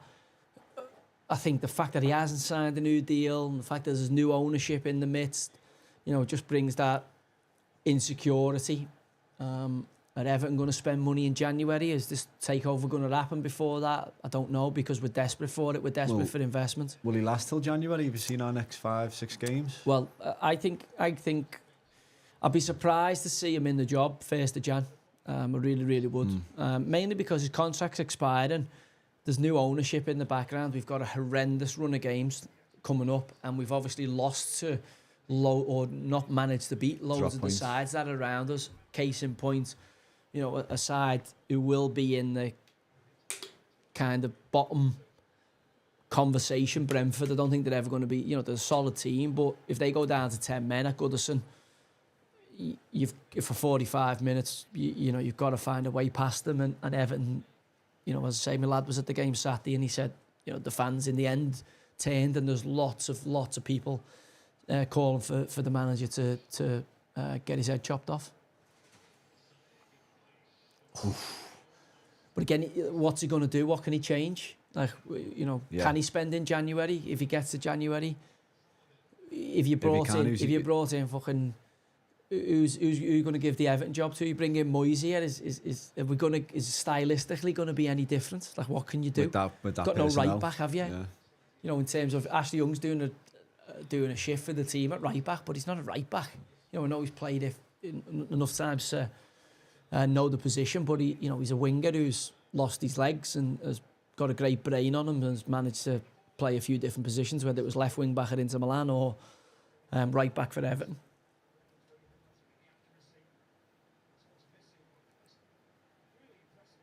Bowen, would you consider Bowen as a replacement for Mo Salah if Mo goes to Saudi in the off season? No. No? No. Who do you want? Cherky then? Is this who you're after? Honestly, don't know. No one can replace Salah, so I don't know. No one can replace Salah. No one So will there's have no Salah. player in the Premier League you'd take for Without Salah. Salah's output? No? No, There's but one- he's, Come on. He's had a few, hasn't he? he just didn't get that down, did he? He's just off balance as he hits it. I think he was offside. Was he offside? He fucking had tons of space, didn't he? What a I'd say- ball, though. No, Oh, it looked I on, think That's tight. it's tight. It's tight. I know it just wouldn't. It just gets behind it. Watch, he's just fallen. He doesn't get that touch. But then again, do you know what? Keeps it down, though. That touch needs to be a foot further forward, and he manages to wrap his foot round it as it is. It's just behind him as it sits. Got to fancy him still to get on the sheet tonight, though. Yeah, Looks up for it. Yeah, he's a problem, isn't he? But I mean, the problem for him is the longer the game goes on, he's had a goal ruled off for offside, which was a good finish. He's missed a couple of chances. Strikers sometimes, as you know, start thinking, it mightn't be my night tonight, this mightn't be my day. Where if you get away to that goal early, you go, he could end up bagging a hat-trick here. Like that for me is case in point. You can't hit the first man. The first man's 5 yards away. That cross has keep the got. ball. Well, you can't hit the first man. That's got to be a pullback. Like you can't hit the first man. And if he's got a decent left foot, you don't hit the first man. It gets in a great position and then kicks it straight into the defender. Someone said Kudus or Matoma for Liverpool to replace Salah. Honestly, Matoma plays. I'd rather play Diaz on the Matoma right. plays on the other side. Where I'd rather play Diaz off the right and See? Gakpo like off that. the left. Yeah. Like keep that alive, headed that back across like that. What are you trying to do there? If you're Anthony Gordon, like what's that? Fucking bad haircut. It is, isn't it? It is. Is it like a mullet? That Like a pigeon. it's like a mullet, with highlights in it. Maybe that's all the rage. I don't know. You're at that age category. Is that all the rage? That When you gonna try and grow the more? Wurzel Gummidge. I got a mullet cut in, but I look like a hillbilly. So I just quickly got it back out. Chiesa? Chiesa, no one's seen him. What's happened to him? Fuck knows. Is he injured again? Kvaratskhelia from Napoli? They all play on the other side. They're all in Luis Diaz's position. Yeah, you're not wrong. So I'm talking about someone who's. This is you what need people are someone- saying. This is what people are saying in chat. I know, but I'm saying Someone you- just said Rafa Leao, same problem. Plays Left off the footer, left. but He's a right footer, but he Does plays it off have the to be left. a left But I'm footer, saying, though? well, I'm going the way Liverpool play 4-3-3. You want a left-footed option, don't you? Coming in, that for me, he's basically a forward, isn't he? Mo Salah, his returns of a forward. You know, when they played Bobby Firmino, Salah and Mane were basically two. It was a right and left Inverted forward. forwards. They were getting the lion's share of the goals, attacking off those points. Mo Ben Salah, Doak. Ben Doak, he's done well. You know, he's actually Did you see really him done well. skin Guardiola the other day? Yeah, I did see him for Scotland. Yeah, he played well. I mean, the only problem you've got with him He's is, tiny. you know, is he going to be able to do, you know, what Salah? You need someone who's tried and tested. Who? No one's going to be able to do what Salah done, like, no one, so... Well, the boy, I think the lad who's at Real Madrid, Rodrigo, I think he might come on the table him because I don't think Real Madrid are firing on all cylinders and someone's got to make way, and I think it could well be him. Yeah. So I look at him and think, you know, they might change the shape of their front line to a... Don't forget, Hendrick's struggling. I've seen Southampton linked with him this week, which I'm delighted about because I'm like, I've been saying, I don't think... They were all saying he's the next fucking Neymar or next great Brazilian hope. And I'm like, he's just too thick-setting across the hips. Someone He's too said square in the Mbuemo. hips. He plays in that position. And Bueno, yeah, but again, Not good enough for how Liverpool. old's Mbuemo? He's not young. He's you not know? as No, old he's as you not think, you 25. know, yeah. Let's You know, have he a looks look. old. Don't let He's that fucking fucking got no hairline. hair. Yeah, his hairline's through me. I thought he was like Don't 86. let it throw you off. He's about 25. Yeah, someone just said in the chat, what's happening? Is there a phone at a half time? Yeah, we're going to be going click live. the link in the We're going to be going in the live on description. Twitter Spaces Yeah. at half time. So if anyone wants to come in, you can request to talk to Joe. Josh, I can't do it. I Bring can't it in, type I'll in this do it. chat for some reason. If If you it's bring it here, I'll do it here. No, I can do it from my the phone. So YouTube chat? I can't put the link. Oh, But it'll right. just be on Joe's Twitter. Joey7 Barton on Twitter. We'll be live speaking to some fans at our time. Any Newcastle fans want to come West in Ham and tell us fans, how Man bad United are playing? fans. West Ham, Man U. There's a Millwall fan here Millwall. who wants to get that- in. Millwall. A mate of mine sent me his coupon Saturday. He was waiting on Sunderland. Right, he had the draw in the Everton game. He had 7 results up. all by like 2-0, 3-0, 3-1, 4-1, right? Add them up, and was waiting, because Sunderland was a later kick-off, wasn't it? Sunderland-Millwall, was waiting on Sunderland, and Millwall scored 93rd minute, 2,700 quid, and he got offered the cash out. He said the 1,300 and spewed it. And but Sunderland were on the attack to score the opposite end, 2-0. A lad could have gone to corner flag, went for the shot, and then he just done an unbelievable move. Millwall broke up the other end and scored. I was like, lad, he's like, I feel like I've had $2,500 robbed off me. Was it one of the lads from the club? No, he's one of the lads who is one of the dads from my lad's footy team, so obviously he does a bit of the training and that with us. So we went for a brekkie. I took the kids session Saturday morning because the game was cancelled, so I took the session, then we went for a brekkie, and I said I'm going to have to shoot because I'm going to get it I'm going to get my coupon on before the 12:30, and he went, so I'm going to have a coupon myself. He said we were just talking about Everton. I said there'll be a tricky game for Everton today because they'll sit behind the ball. I was like, the Goodison crowd might turn. I said, do you know what? That'll be our game. And I said, I reckon it'll be a draw. And anyway, he's put the Everton. He said, I only put the Everton draw in because he was talking to you about it. Obviously, Millwall score because they kicked off late and everyone. So all his others were in. The draw was in at Everton. Well, that's why I wasn't watching the Everton game, because I flicked over going, I hope Everton score. Yeah. But it's going to kill his coupon here. And obviously, Everton draw. So he was up. For a tenner, he had 2,745 quid, and Millwall equalised. But I sent him the clip because he obviously hadn't seen the game. I sent him the clip Sunday morning of Sunderland attacking. He should have made it 2-0. He had like 4 on 2, and he could have gone the corner flag with it. Takes the shot, and literally Millwall went right up the other end. It was a good move from Millwall and scored last kick of the game. Wounded, but that's why I was saying to you Saturday night, I had my over 2.5 on. I was waiting on Celtic against Art. It was 0-0 at half time. I'm like, oh, for fuck's sake. And then obviously Celtic won 4-1. But I was waiting on the 2.5 goals. I had Spurs against City, but I was only on the 2.5 goals because I thought City had beat them. I just thought, Pep signed a new deal. City will turn the corner today. But I thought there'll be goals in that game anyway. And City were like 2-7. Or something to win the game. I'm like, there's no price there. And obviously Spurs absolutely pumped them. Getting them coupons up, murdered in it. There's always one result or one team that just and it's just on your parade. The one though, isn't it? It's like I never do the cash out. Like I just refuse the cash out. Like so, yeah. I just think I'm ride or die. No matter what it offers me, I'm never cashing out. So obviously I'm prime person to get took out by them like goals. What was you waiting on the weekend for you win? I don't know till I go on the bookies because on me slip I go in, don't I? So I don't have an account. I go in, and I had Salford against Bromley for over 2.5 goals, and obviously it got postponed for the pitch was waterlogged or wrecked or something. Fucking Gary Neville. Good heaven. Gary Neville can't even sort his pitch out. So that'll obviously affect it because I was due for the tenner for about 350 quid with the bonus, but obviously the fact that I've lost one of the games, I had 7 in it. They'll obviously chip away a bit of that, and I'm made up because I was going to go in and pick it up this afternoon, only I got sidetracked, and I was going to go all in on Newcastle to win and Isaac to score. Yeah, do you know what I mean? So obviously I'd be sweating now, but it could have been if he'd have been on side for that goal. It could have been the perfect storm. Surely there's a Newcastle goal in this, maybe even 2. I mean, I thought I thought Newcastle would win this relatively comfortably. I didn't see West Ham kind of posing a problem. Right. But Lloyd Kelly, can't lose your man, especially Sunchek. We're going to get on the spaces then for the half time. Yeah, phones on, please. Is anyone doing a brew? Go on. Do you want me to take on that spaces now and put it here? I can do it from here. Are you going to do it from there? Headphones on? Yeah. Let's see who's on the M&F as well. Let's see who's the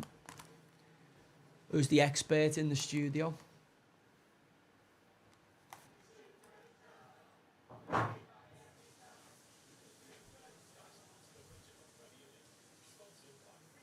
You got anyone? Are you just going on it now? Going live on now. How do I get the live on Twitter then? I don't know how that works out. So it's here, there's a few people on the lives. I don't know why I haven't got the option for that. Right, we're on Twitter. Spaces. Spaces. Anyone who wants to get involved. Come on,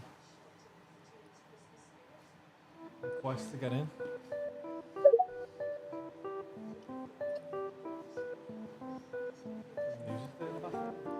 Is this Wicked like the Wizard of Oz, is it? Is that what it is? How the fuck to turn this music off? Yeah, I'll give us a sort. I take by going on recording off and video enabled. How the fuck to turn the music off then? Because you go recording off and video enabled. Bring it here. Bring it here. Gosh. That's what I done before it was on, and then I turned that off. I know. No, you've obviously you recorded it. I'll end that and start it again. Go on. Ended. We're going live, aren't we?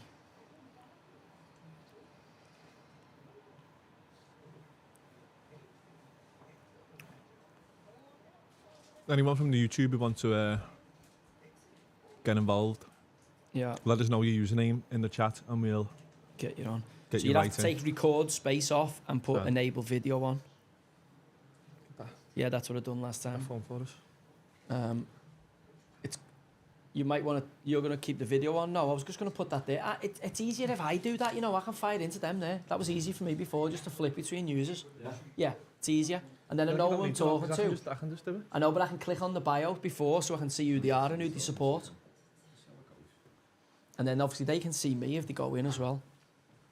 Your Have you turned it on? technology inferior to me, though, aren't you? Camera off, mic on. Right, I'm on. I am, but also this is new to us, isn't it? So, right, we got someone here. Yeah, we got a listener here. We need, obviously, people to request, don't we? Here we go. Got someone? No request to join the convo just yet. It's just a load of listeners popping in. Let them build in. Anyone again from the YouTube chat who wants to get involved? Joe's Twitter. You just request to get in. Co-host, speakers, listeners. Oh, yeah, there we go. Requests. All right, we got someone. Adam Hall. Hello. Looks like a Newcastle fan. Yeah. Right, he's coming in. Joey, can you hear us? Adam, I've got you, mate. Yeah, I've got you. Can you hear me? Yeah, Longstaff. Yeah. to me. I don't see him as that kind of pivot player. I don't get why he's using him in that way. I think he's a good runner. I think he's a good squad player. Soft But though, isn't he, Joe? He's soft. I wouldn't say that. I think he works hard. I wouldn't say soft. I just think he's limited. I think he's, I think if Newcastle want to consistently finish in the top four, I think he'll move into the kind of squad player role. But you're not having him, are you, Adam? Not for you.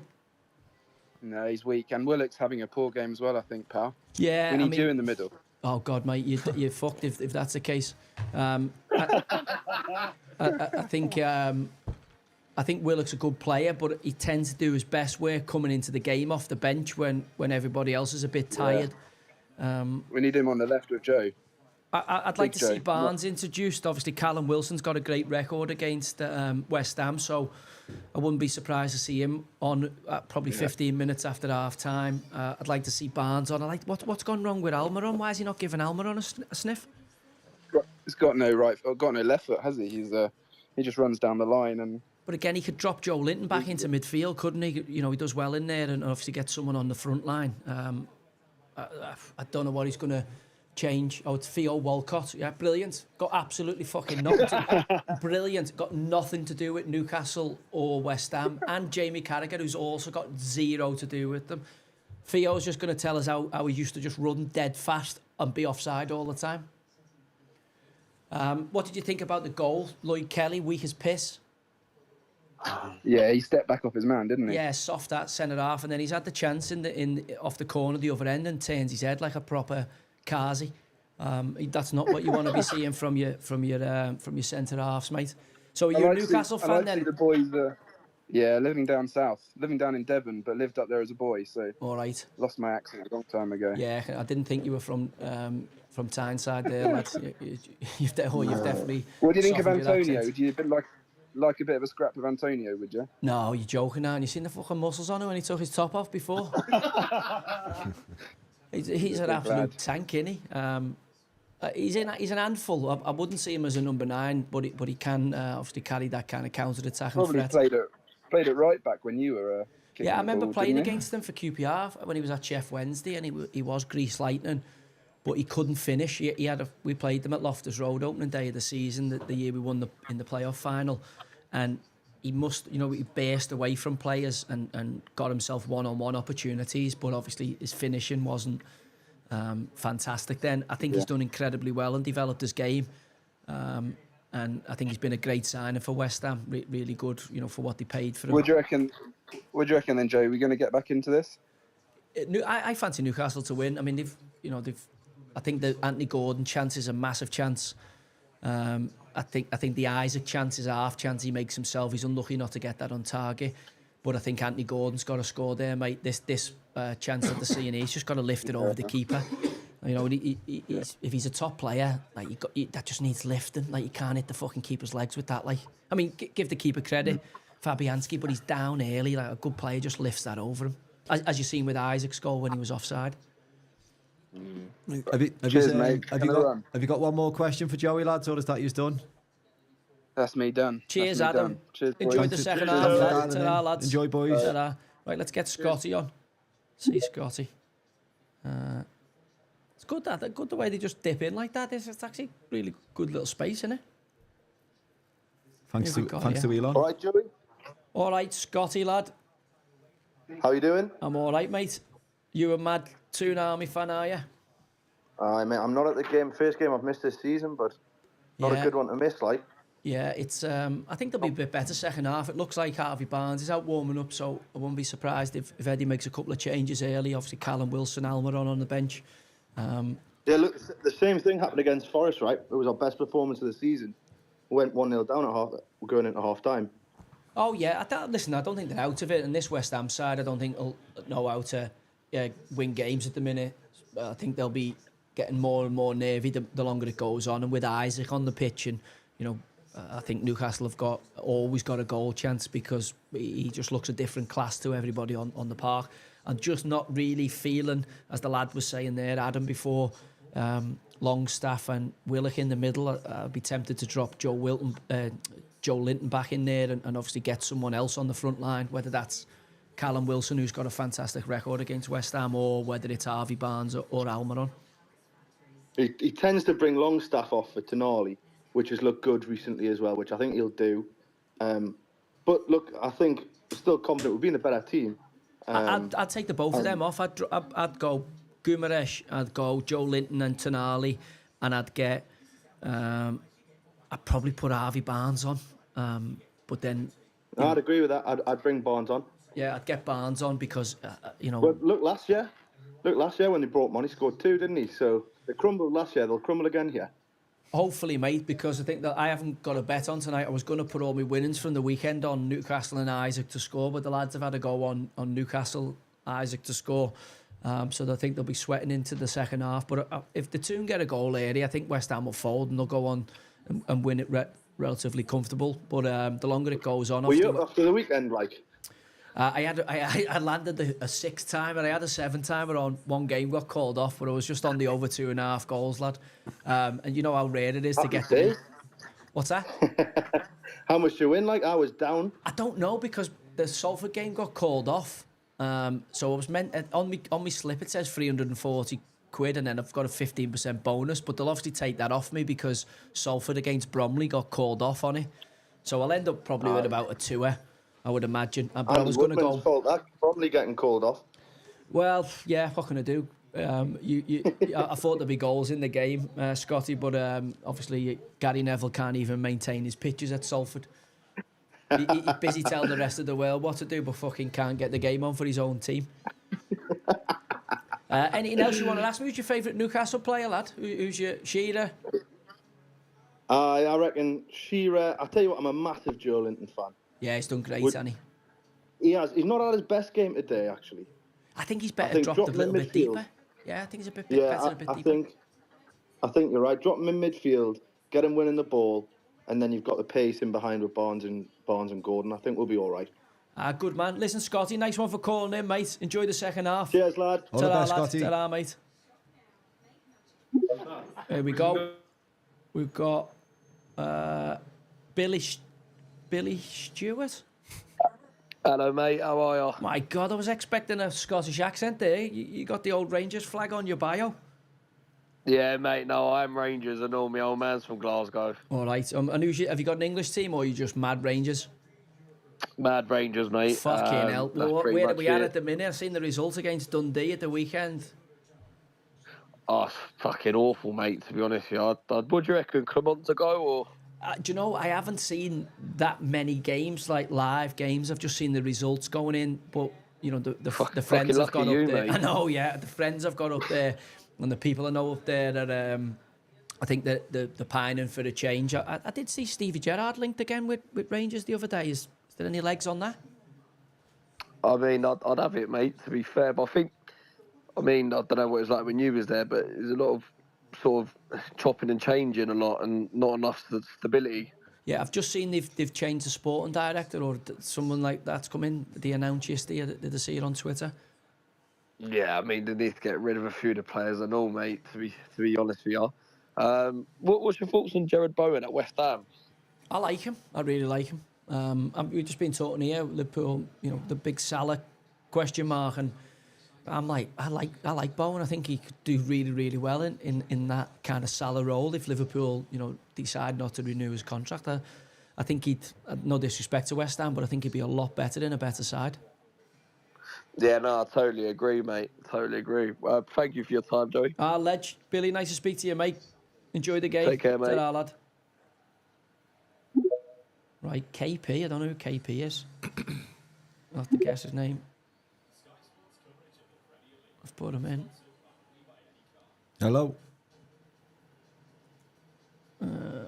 Anna, I'll go to... Any Man United fans? I've got Anna coming in here. She looks like she's a Scouser. She's got...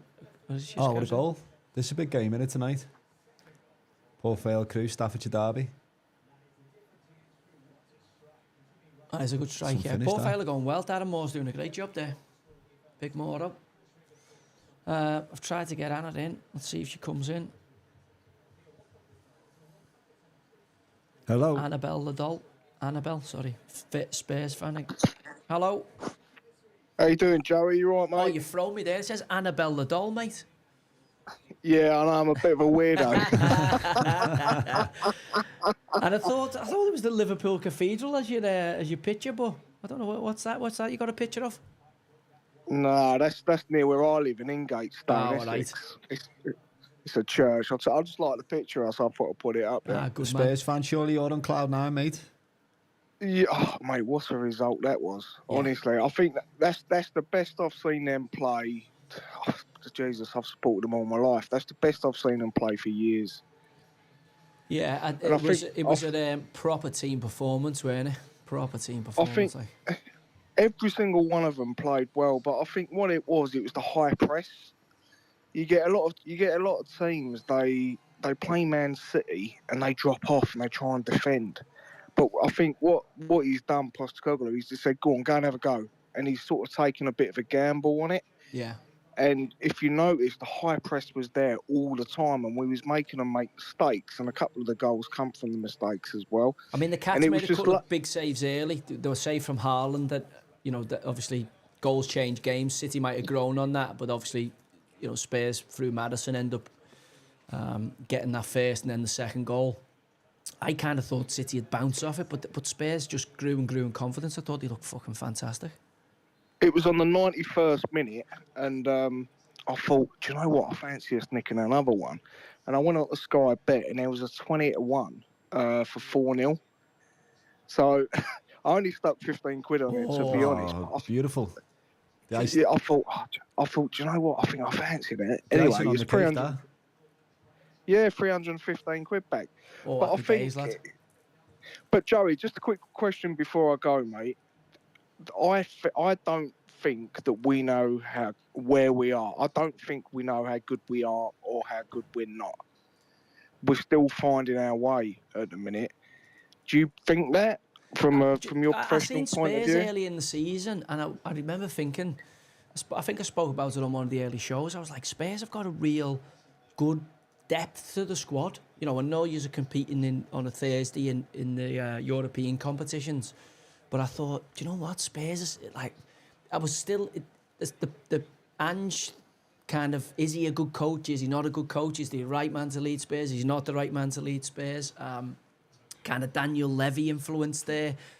I was unsure about it, but I remember thinking, fuck me, if Spurs get the shit together, they've got a lot of components to build a good team. I still think, you know, in terms of breaking into the top three and challenging, you know, at the very top of the table, I still think you're a couple of players short. But I think that you know, Solanke hitting the ground running, I wouldn't be surprised to see Spurs sneak into fourth place. And you know, on the day, you know, you're in the League Cup. You know, you got Man United at home. I could easily see you fucking knocking Man United out, and you know, who knows from there. I was going to mention that actually, because I think that Man United game for us is a massive game.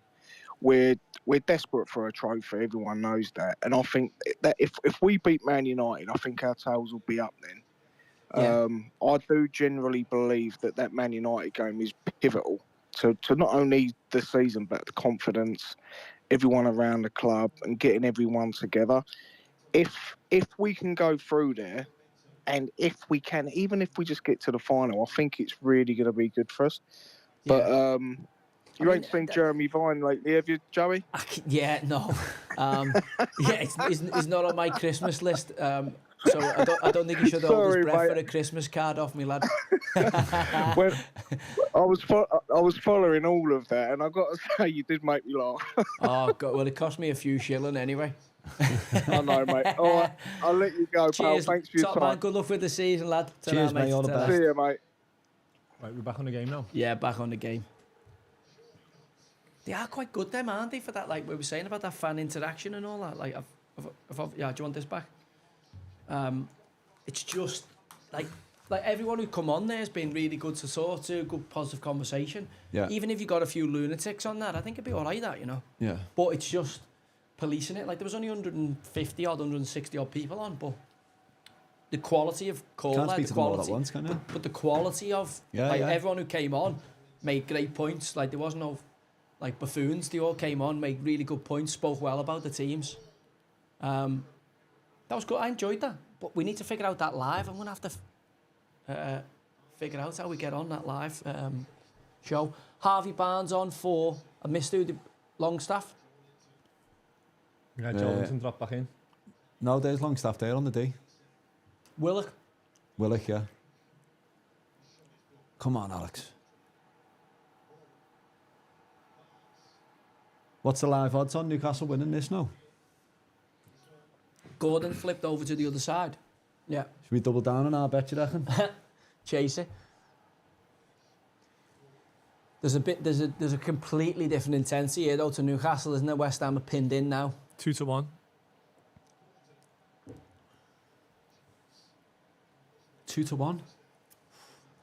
It's a bit too short for me, that, you know. I was expecting 4s, to be fair. Nah, they're only one down, aren't they? If they scored here in West Ham's recent form, it'll be... Is that just Newcastle to win or Newcastle United to score? Just to win. What, Newcastle United to score? It's the wrong pass. See, they're maintaining the attacks now. Look, there's... It's in there. 3.5. Yeah. 3.5 to 1. I still think they could do with losing Longstaff here and getting Tonali on. I think Tonali gives you Tonali allows bit of bite. Guimaraes just to move up a touch. I thought he was excellent in the Forest game. Still a load of footy to play, yeah. There is. And Almiron and Wilson will be a bit dangerous, probably last 20 when, you know, West Ham start to tire and you bring that legs and pace on. Obviously, they've got to be careful with Callum Wilson because he's not long back from a layoff. I've had a couple of questions. Darren Till versus Tommy Fury. Thoughts? Are you going to bother watching it? Yeah, because I want Till to win. I can't see how Till gets beat by Tommy Fury. Is it boxing? Boxing, yeah.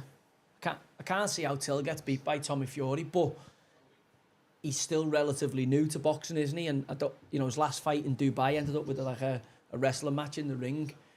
I can't see Tommy Fury beating Till. He struggled to beat a YouTuber, Fury. He beat Jake Paul. He beat both of them, but he struggled. Did you see that Tyson-Jake Paul fight? It was definitely rigged, wasn't it? It was fixed, that. I can't. Tyson didn't. I only seen the highlights. I didn't even bother watching it. I ended up watching the Katie Taylor fight. For me, so if the pairs is agreed before the fight, what does that open up? What does that allow?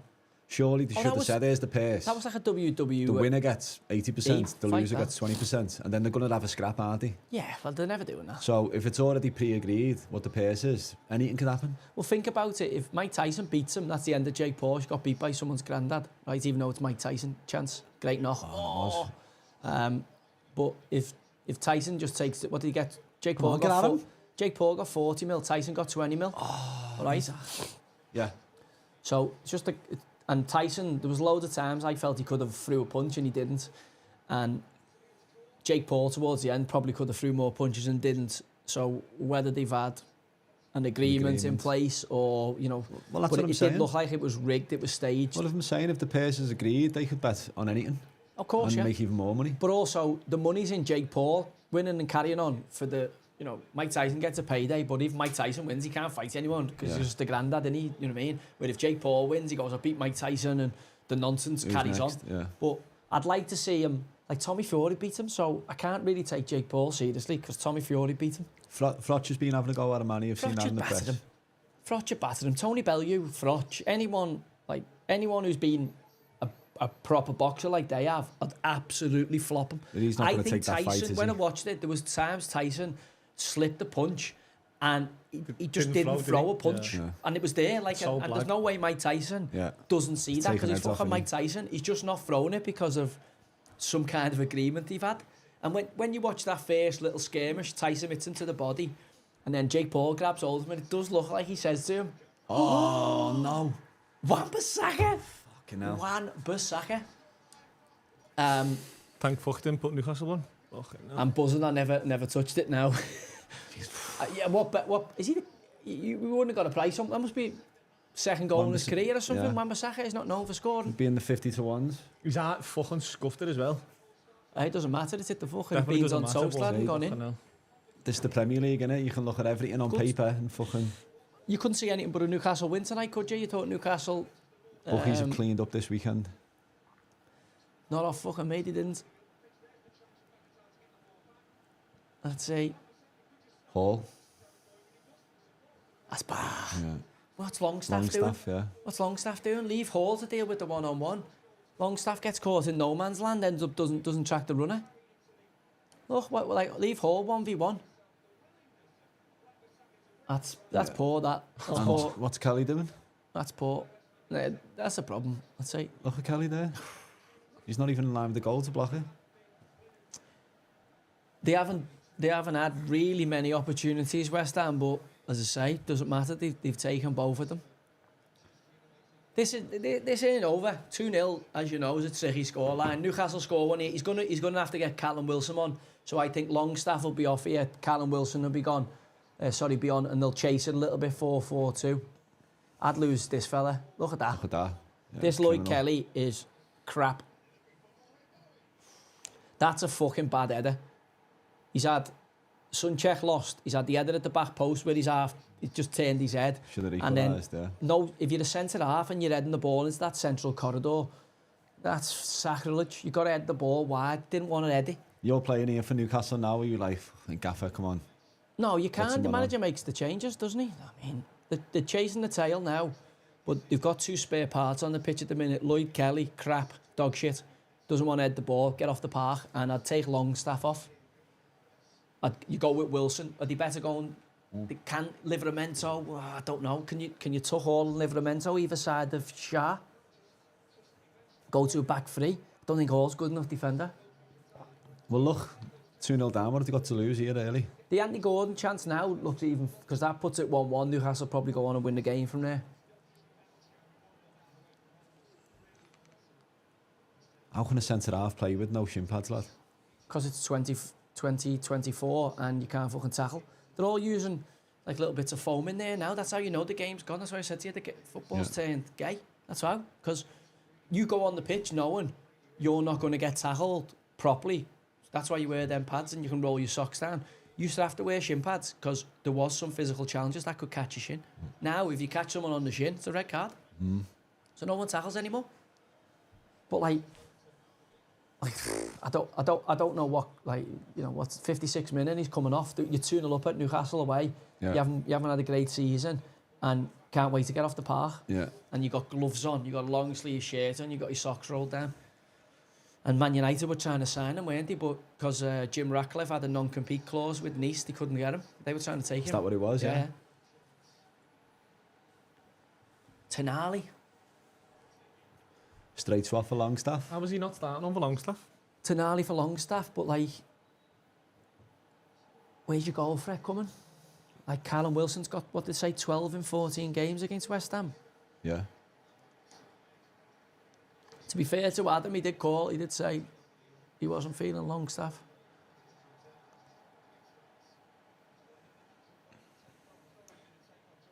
Do you know what I mean? But my... So what was you saying? You think this will push Bruno a bit further forward with Tonali coming in? No, just give Bruno can go a little bit, knowing that Tonali can hold and be the first receiver and play the position. Tonali will be the one who gets on. I mean, I just don't see the point now.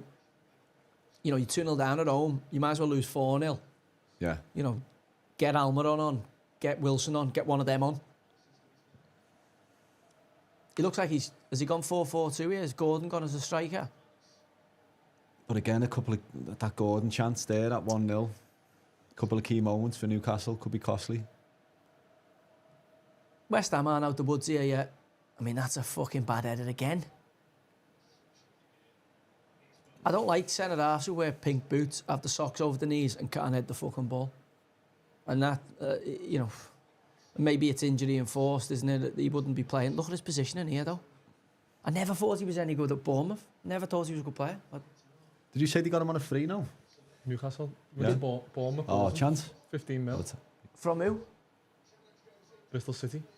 15 mil? Oh, sorry, it was like 15 mil euros, so whatever that is.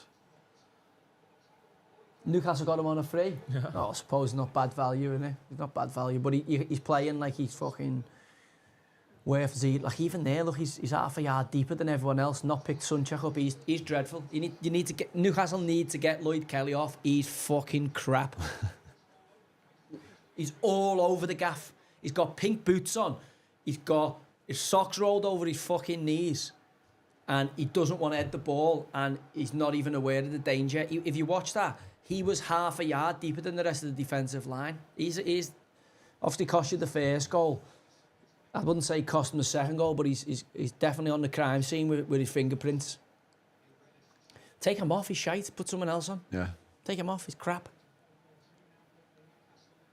What can you do? Back three if you're at the out, but then your back three is going to be Livramento, not really defensively orientated, and Hall the other side of him. Plus set plays, it makes you a bit smaller. You know, he's a bit Antonio fancy pulling onto them, wouldn't he?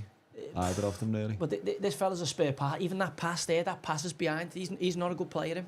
This Kelly shouldn't be.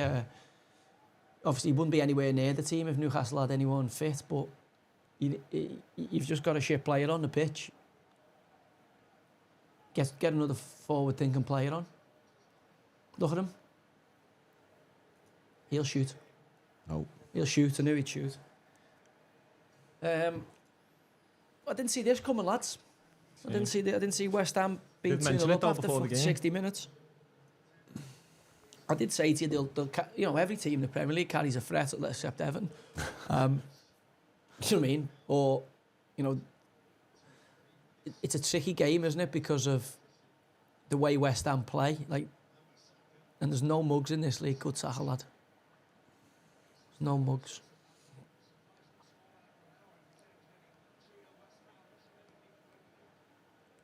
You might as well, you know what I mean? You might as well get after them now. You might as well go for it. Gordon doesn't look like he's had his best game. Well, he missed that chance, didn't he? The chance at 1-0, he's got to lift over the keepers, like as I say. if you're a good player, you're a good finisher. That's my big thing with Anthony Gordon. I don't think he has that. I don't think he's a good clean striker of the ball. I don't think he's a good finisher. I don't think he's composed in front of. So it's a foul. There's Kelly again. He is having an absolute fucking stink fest. It's a yellow card, you stupid bastard. What are you arguing for? You brought him through on goal. What's he arguing for? What's he trying to say? Look at that. Yeah, he's tackling with his wrong foot. Lad, He's actually got a good opportunity to win the ball there and take Bowen out. you don't even need to make the tackle, because if you take another couple of strides, you're on your right foot anyway. Yeah, he's crap. It's just like all of that. Everything about him, wrong. Everything about him. Pink boots, centre half, pink boots, socks over the knees like Thierry Henry. You're a fucking defender. Defend.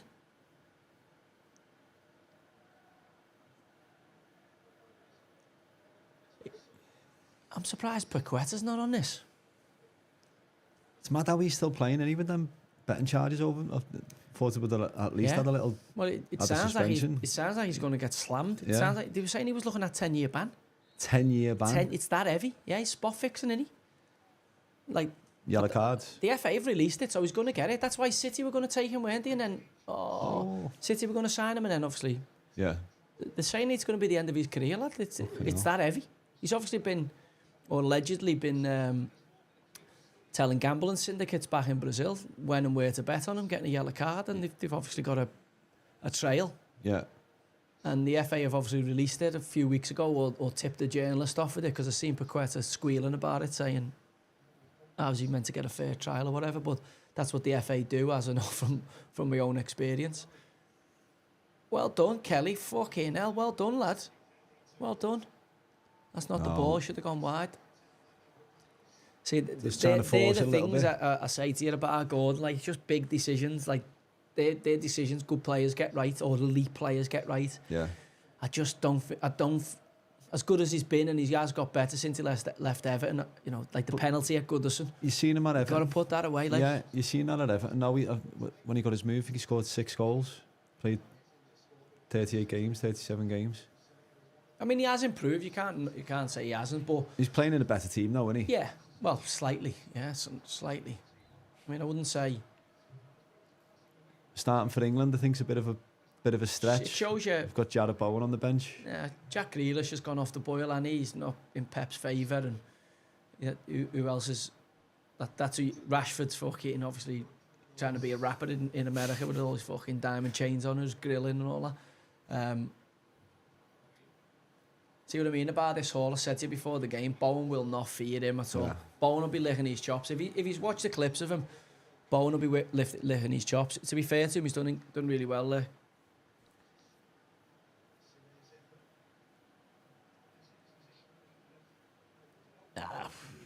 Pope from there. Yeah, not even. It just surprised he pushed it out. You surely catch that. Did you think Pope was going to go on to be an England international when you was with him at Burnley? Yeah, he was good, really good goalie. He was really good goalie. The problem he had at Burnley was Tom Eaton was ahead of him, and then obviously... Come on. He got ahead of Tom. The big thing you had about him was obviously the modern day goal. He's got to be able to pass and keep the ball. Pope, he can kick it far, but you wouldn't say a footballing goalie, and you're thinking, you know, that would have been, you know, he's a fantastic shot stopper, big unit, keeps... a lot of, you know, long distance shots out due to the wingspan he's got. But I'm not surprised to see him play for England and go on to the next tier. Some of the saves he made in training, where you're just like, how's he got that? How has he got that? Let's see Lloyd Kelly. Does he look round? Does he look over the shoulder to see Antonio? Not Wan-Bissaka like Cafu. Has he looked? He didn't look once, Lloyd Kelly, over his shoulder, and Antonio had pulled 4 yards off him.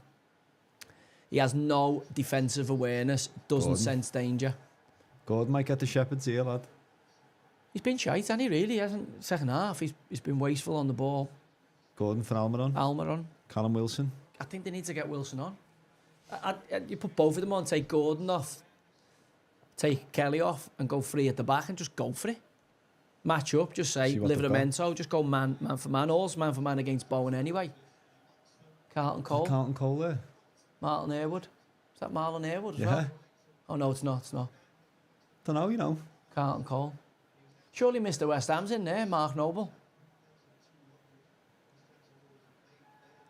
Carlton Cole, West Ham fan. Chelsea came through. Came through with Chelsea, yeah. Played for West Ham under Sam, didn't he? But I thought he was like a Chelsea. He was a Chelsea, yeah, he came through Chelsea's academy. Yeah. I'd take Gordon off just for that haircut, wouldn't you? You have to say, get yourself down. I just can't see what you'd ask for when you go in there. Just whip the sideys off for us there, lad, please. It's a dreadful ban, isn't it? Surely he wouldn't have that if he was still knocking around here. I can't really speak. I've had some dreadful haircuts over the years, like, but I haven't put any blonde highlights in it or... What is it? Is it like a student thing, Noah? There's a lot of mullets knocking about. Yeah. Bit of a fuck you, is it? It's like the establishment. No. I just think they run out of haircuts, don't they? Trend, They're just like fashion. Like, they just go round and come back round. Like, if you'd have said to us back in the day, mullets would be back out, you'd have gone, fuck off, fucking Billy Ray Cyrus. Got no chance. What do you think about Hertel's quotes about that? But like, we're breaking the establishment. You know, the way he's playing at Brighton. He's got it through to the players. He's just got a ridiculously high line. I wouldn't say. I mean, I haven't seen anything from them to go, oh my God, that's absolutely revolutionary. There's other teams that have done it. He's got a ridiculously high line, but that's been done before. Let's see where they finish at the end of the season. You know, like, they've had a couple of good results, but I remember seeing them in the early part of the season and they would look fucking wide open. I mean, Chelsea murdered them. Chelsea absolutely schooled them. So, you know, Bournemouth, you know, Brighton, Bournemouth's, you know, a fairly even contest. You know, can you do it against, you know, they were 2-0 down to Spurs before Spurs imploded. You know, Spurs should have really beat them and were comfortably beating them. And obviously conceded the goal and shit the kecks. Look at this Lloyd Kelly again, lad. Get him off. You got to get him off.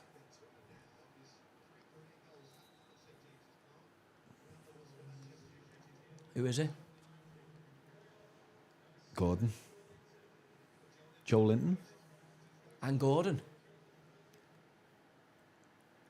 Well, he's staying with the back four, isn't he? He's got no other defensive option on there. Gordon, he's been poor second half. Obviously, apart from that shot he's dragged wide, he's given the ball away a few times. I would have gone Almiron. He's obviously having Murphy over Almiron. He's only got one sub left, hasn't he? If Newcastle score in the next 10 minutes before 80, I could see them getting back in it. Whether it's going to be enough time on the clock to win it. If they score, I think West Ham's lack of knowing where that winning line is, that winning feeling, might come in. But they're doing the right thing here, making the pitch big, keeping the ball. That's a foul. I see Murphy's just like a speedboat, no driver as well.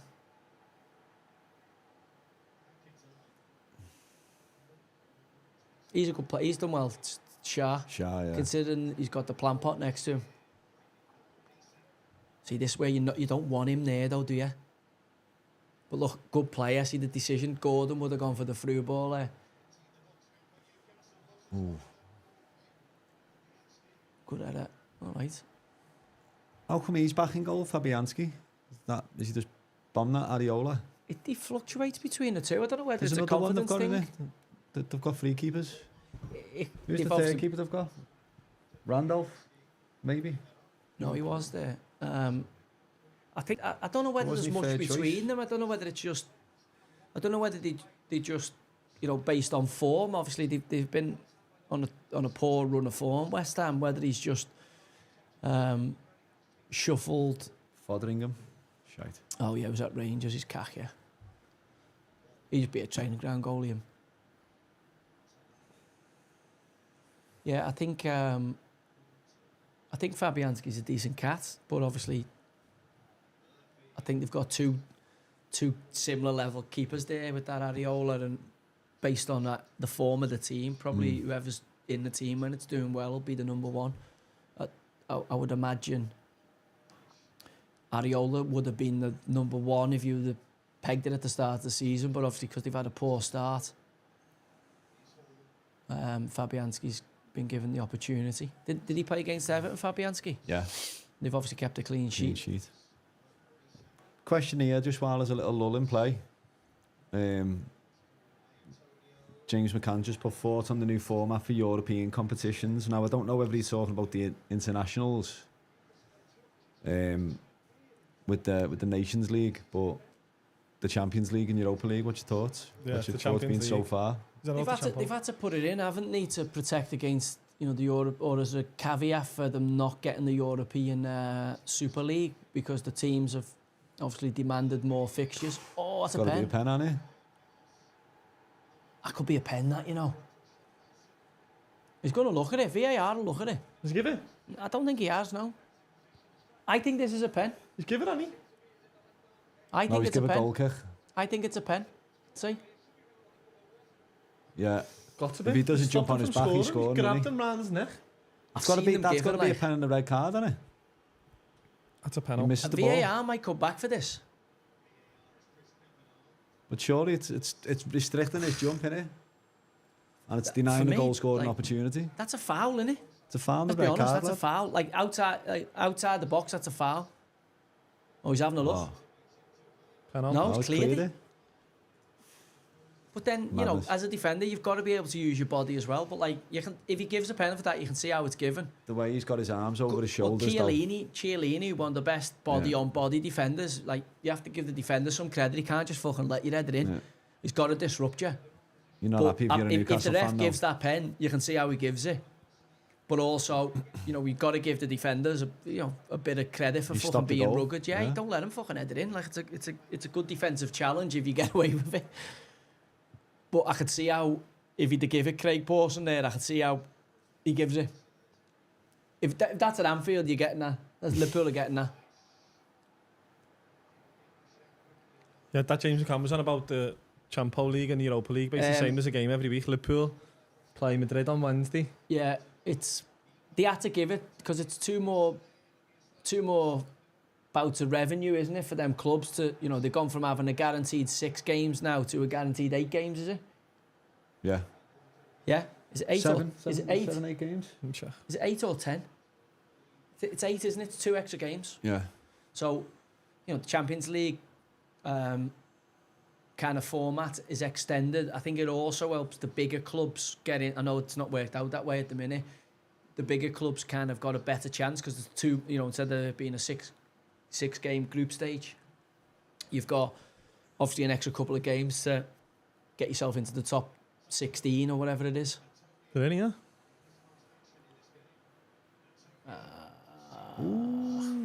Well done, lad. Yeah. Come on, we need to see another goal To here. be fair, Newcastle got to go and take it to them now, haven't they? So this should set us up for an exciting last 15. I'm absolutely delighted I never had a fucking all-in on Newcastle. Bookies have cleaned up this weekend again, as I say there, but...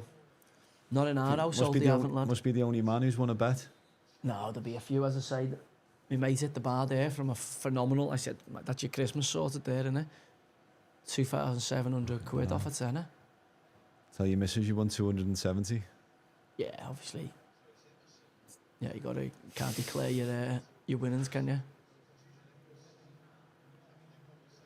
No, there's our bet down anyway, lad.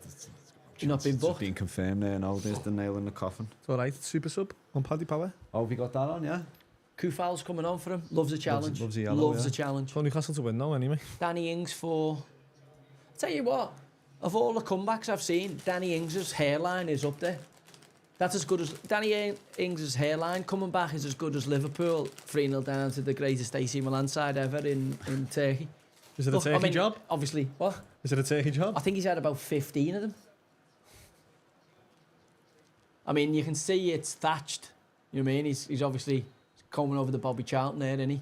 I don't know how true it is, but don't you get a hair graft from your arse? I don't know. When you get your hair done? No. You get your arse hair stitched onto your head. Take it off the back of your head, mate, don't I haven't you? heard about that. Arse hair. So you got like arse head. Arse head, yeah. Winner's That's head. all I think. And it I mean, kind of that makes does sense, look a bit doesn't like arsehole hair on the top there, doesn't it? See-through arsehole hair. Don't know, do you? Never No. heard of that. You don't. Sure, don't they pull out the back of your neck or something like that, or like the other Like, don't they farm it where they, you know, Take the back of your head, yeah. most of the time you're able to grow it round there. I thought they pulled it out the back of your head. Maybe they do go for the gooch. no man's land here. Lyndon Gooch. Lyndon Gooch. Come on, Newcastle. Would you ever go for a little turkey trip, lad, if you were starting to lose it? You can make rope out of my hair, lad, so I've never actually thought about it. No, I'd probably just shave it off. As you can see, I'm not really that arsed about it. Dyeing it and fucking all that shit. Turkey teeth and Botox and that. There's a bit coming on now, isn't it, though, and a couple of suspicious managers there with a bit of Botox. Loads, and lad, fucking... Yeah, it was loads. Players got players with Botox? Yeah, lad, listen, people are vain, aren't they? So if you're vain, if you're into that, I don't get it. Like, if you're getting your hair transplant, you have to get testosterone suppressant, so that can't be good for you as a footy player.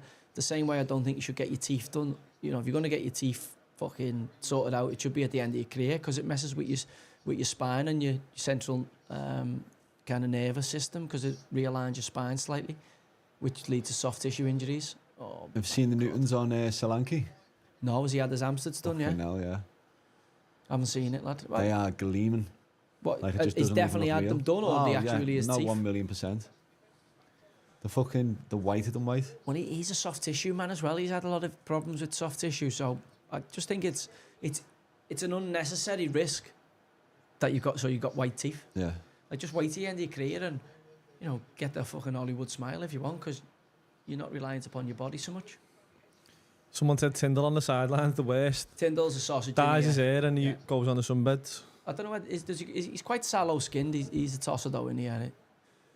I don't know, actually. I've not met him, but he just looks like a tosspot from here, the way he carries on. What's his background? Like, did he play? I know Howe played Premier League, didn't he? I'm sure he played. For Bournemouth. Yeah, I'm sure he was a player at Bournemouth. He obviously had to spell when Eddie out left. He took over the Bournemouth job, if you remember. Stunk the yard out, got sacked, and then went back with Eddie. So I was surprised that Eddie took him back, because it was almost like he stepped into his grave. Because don't forget, Eddie got sacked. They got relegated. Did he take it, did he, for yeah, he took it in the Championship, stunk it out and got potted. Oh. Was that a little flick on there? I missed that as I was talking to you. Well, this is a spanner in the works of Newcastle finishing top 4. I think that's the end of it. If you can't beat West Ham at home, I would imagine a great season for Newcastle now. That's shite, that. That's crap. Like, usually people with a left foot have got a really good cultured left foot. Yeah, I don't think he has. I think he's too squared in the hips. Like, even that there, he doesn't manage to wrap his hip and his foot round that to get either the curl on it for the shot or the curl on it for the cross. Yeah. Kind of gets stuck in between because he's quite square in the hip. And they paid 30-odd mil for him.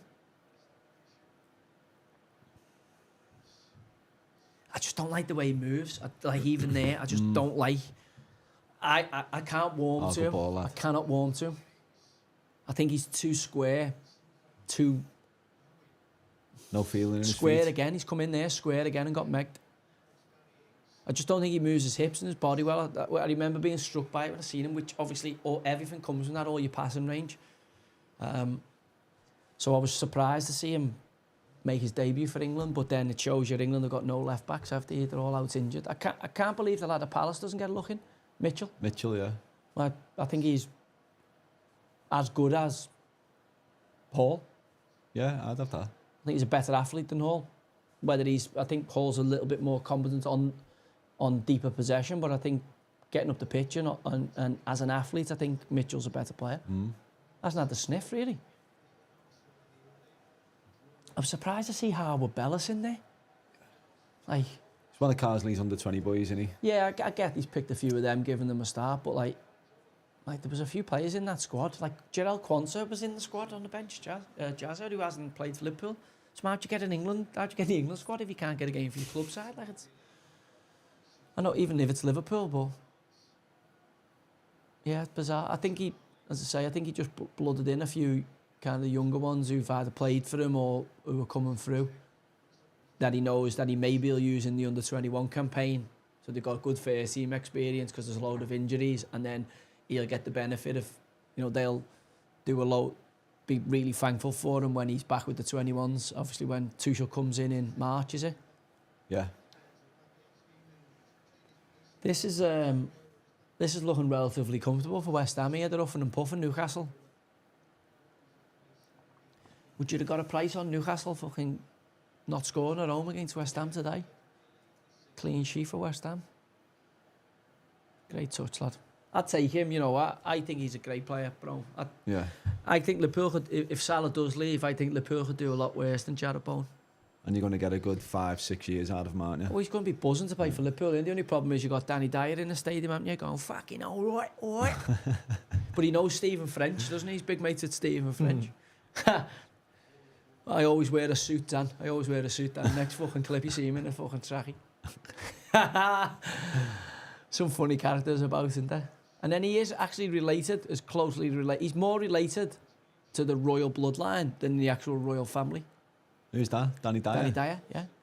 When he done that... Who do you think you are? Yeah, and he was fucking Jane Seymour and Henry VIII he's related to. Obviously, the bloodline changed after Albert abdicated and it went down to Elizabeth and obviously Charlie and William now.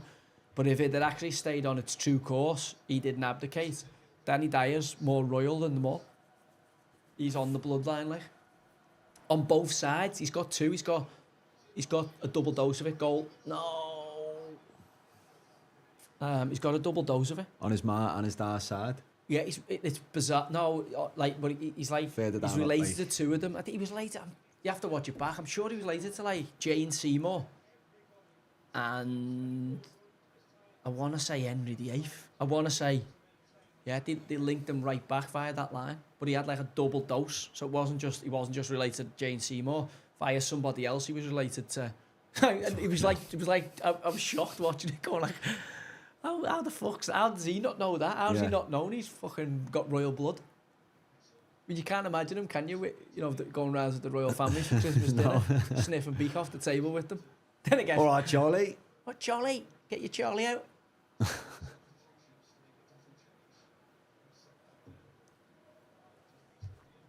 Oh, I'll tell you what, a big result for Lopetegui. Just takes the pressure off that. Who's coming on here? Rodriguez, this the lad they signed. Didn't he drag him off dead early in the season after like 30 minutes or something? I think that was against United. Trippier on for... Who's this lad coming on with him now? He's got to take Lloyd Kelly off. Put Trippier, put Livramento, centre half. Don't leave Lloyd Kelly on. You've got it on, he looks like a young kid, this 39. I mean, he looks a little bit older than a young kid, but he... Scottish kid, isn't he? Signed him from Hearts or something. This boy? This lad, yeah. Irving? Irving, yeah. Jackson Irving, is it? No. No. He's at Hull, isn't he? Have a look for him. Andrew Irvine or something. I think he's had the Scotland call-up, but it doesn't look like one, like, but apparently a bit of a tricky window. He's 24, sorry. Yeah. He's come from Turkey, looks like. Austria. Hearts he was at. Yeah. Went to Germany, Turku Munchen. Never heard of them. Then he's done all right out in Austria, and then they've taken him. Mad Strange one, lad, yes. Mad routine. Yeah, mad routine. Did you see that lad got a midfielder of the year, the Scottish boy?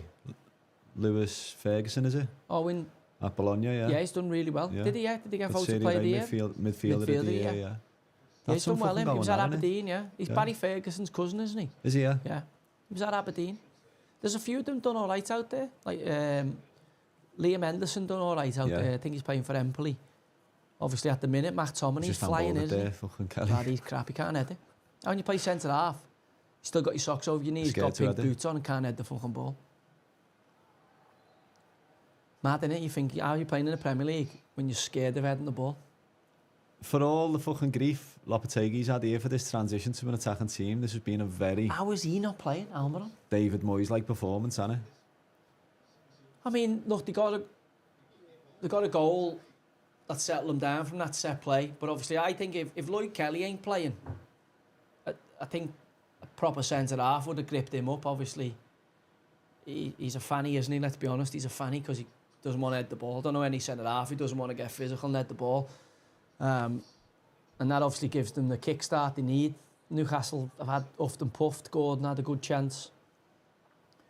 And then obviously they've done them again on the counter, and I think Yo could have done better. Longstaff, I don't know where he's going. I think Hall could have done a bit better. But also, as I said to you earlier on the crime scene, soft lads there, Kelly again. You know, fucking marking nobody, marking no space, no defensive acumen, no defensive awareness. And at the Premier League level, you can't have fucking players who are below the quality, otherwise you get hurt, because every team's, you know, competent. Even though they're on a bad run, West Ham have got some good players, and if you've got a player who's not capable, like Newcastle have had tonight in Kelly, then, you know, you'll get frustrated, aren't you, if you're a Newcastle fan? Yeah, I mean, you know, Wan-Bissaka scores. There's a few things have gone against them, but they haven't been good enough, have they? I mean, they've huffed and puffed. As I say, probably had the better chances in the first half. Isaac's one that he chest down and hits wide, goes in, that changes the game. Anthony Gordon lifts it over Fabianski's legs as he's going down, changes the game. And goals change games. If you don't take your chances against any opposition in this league, you'll regret it.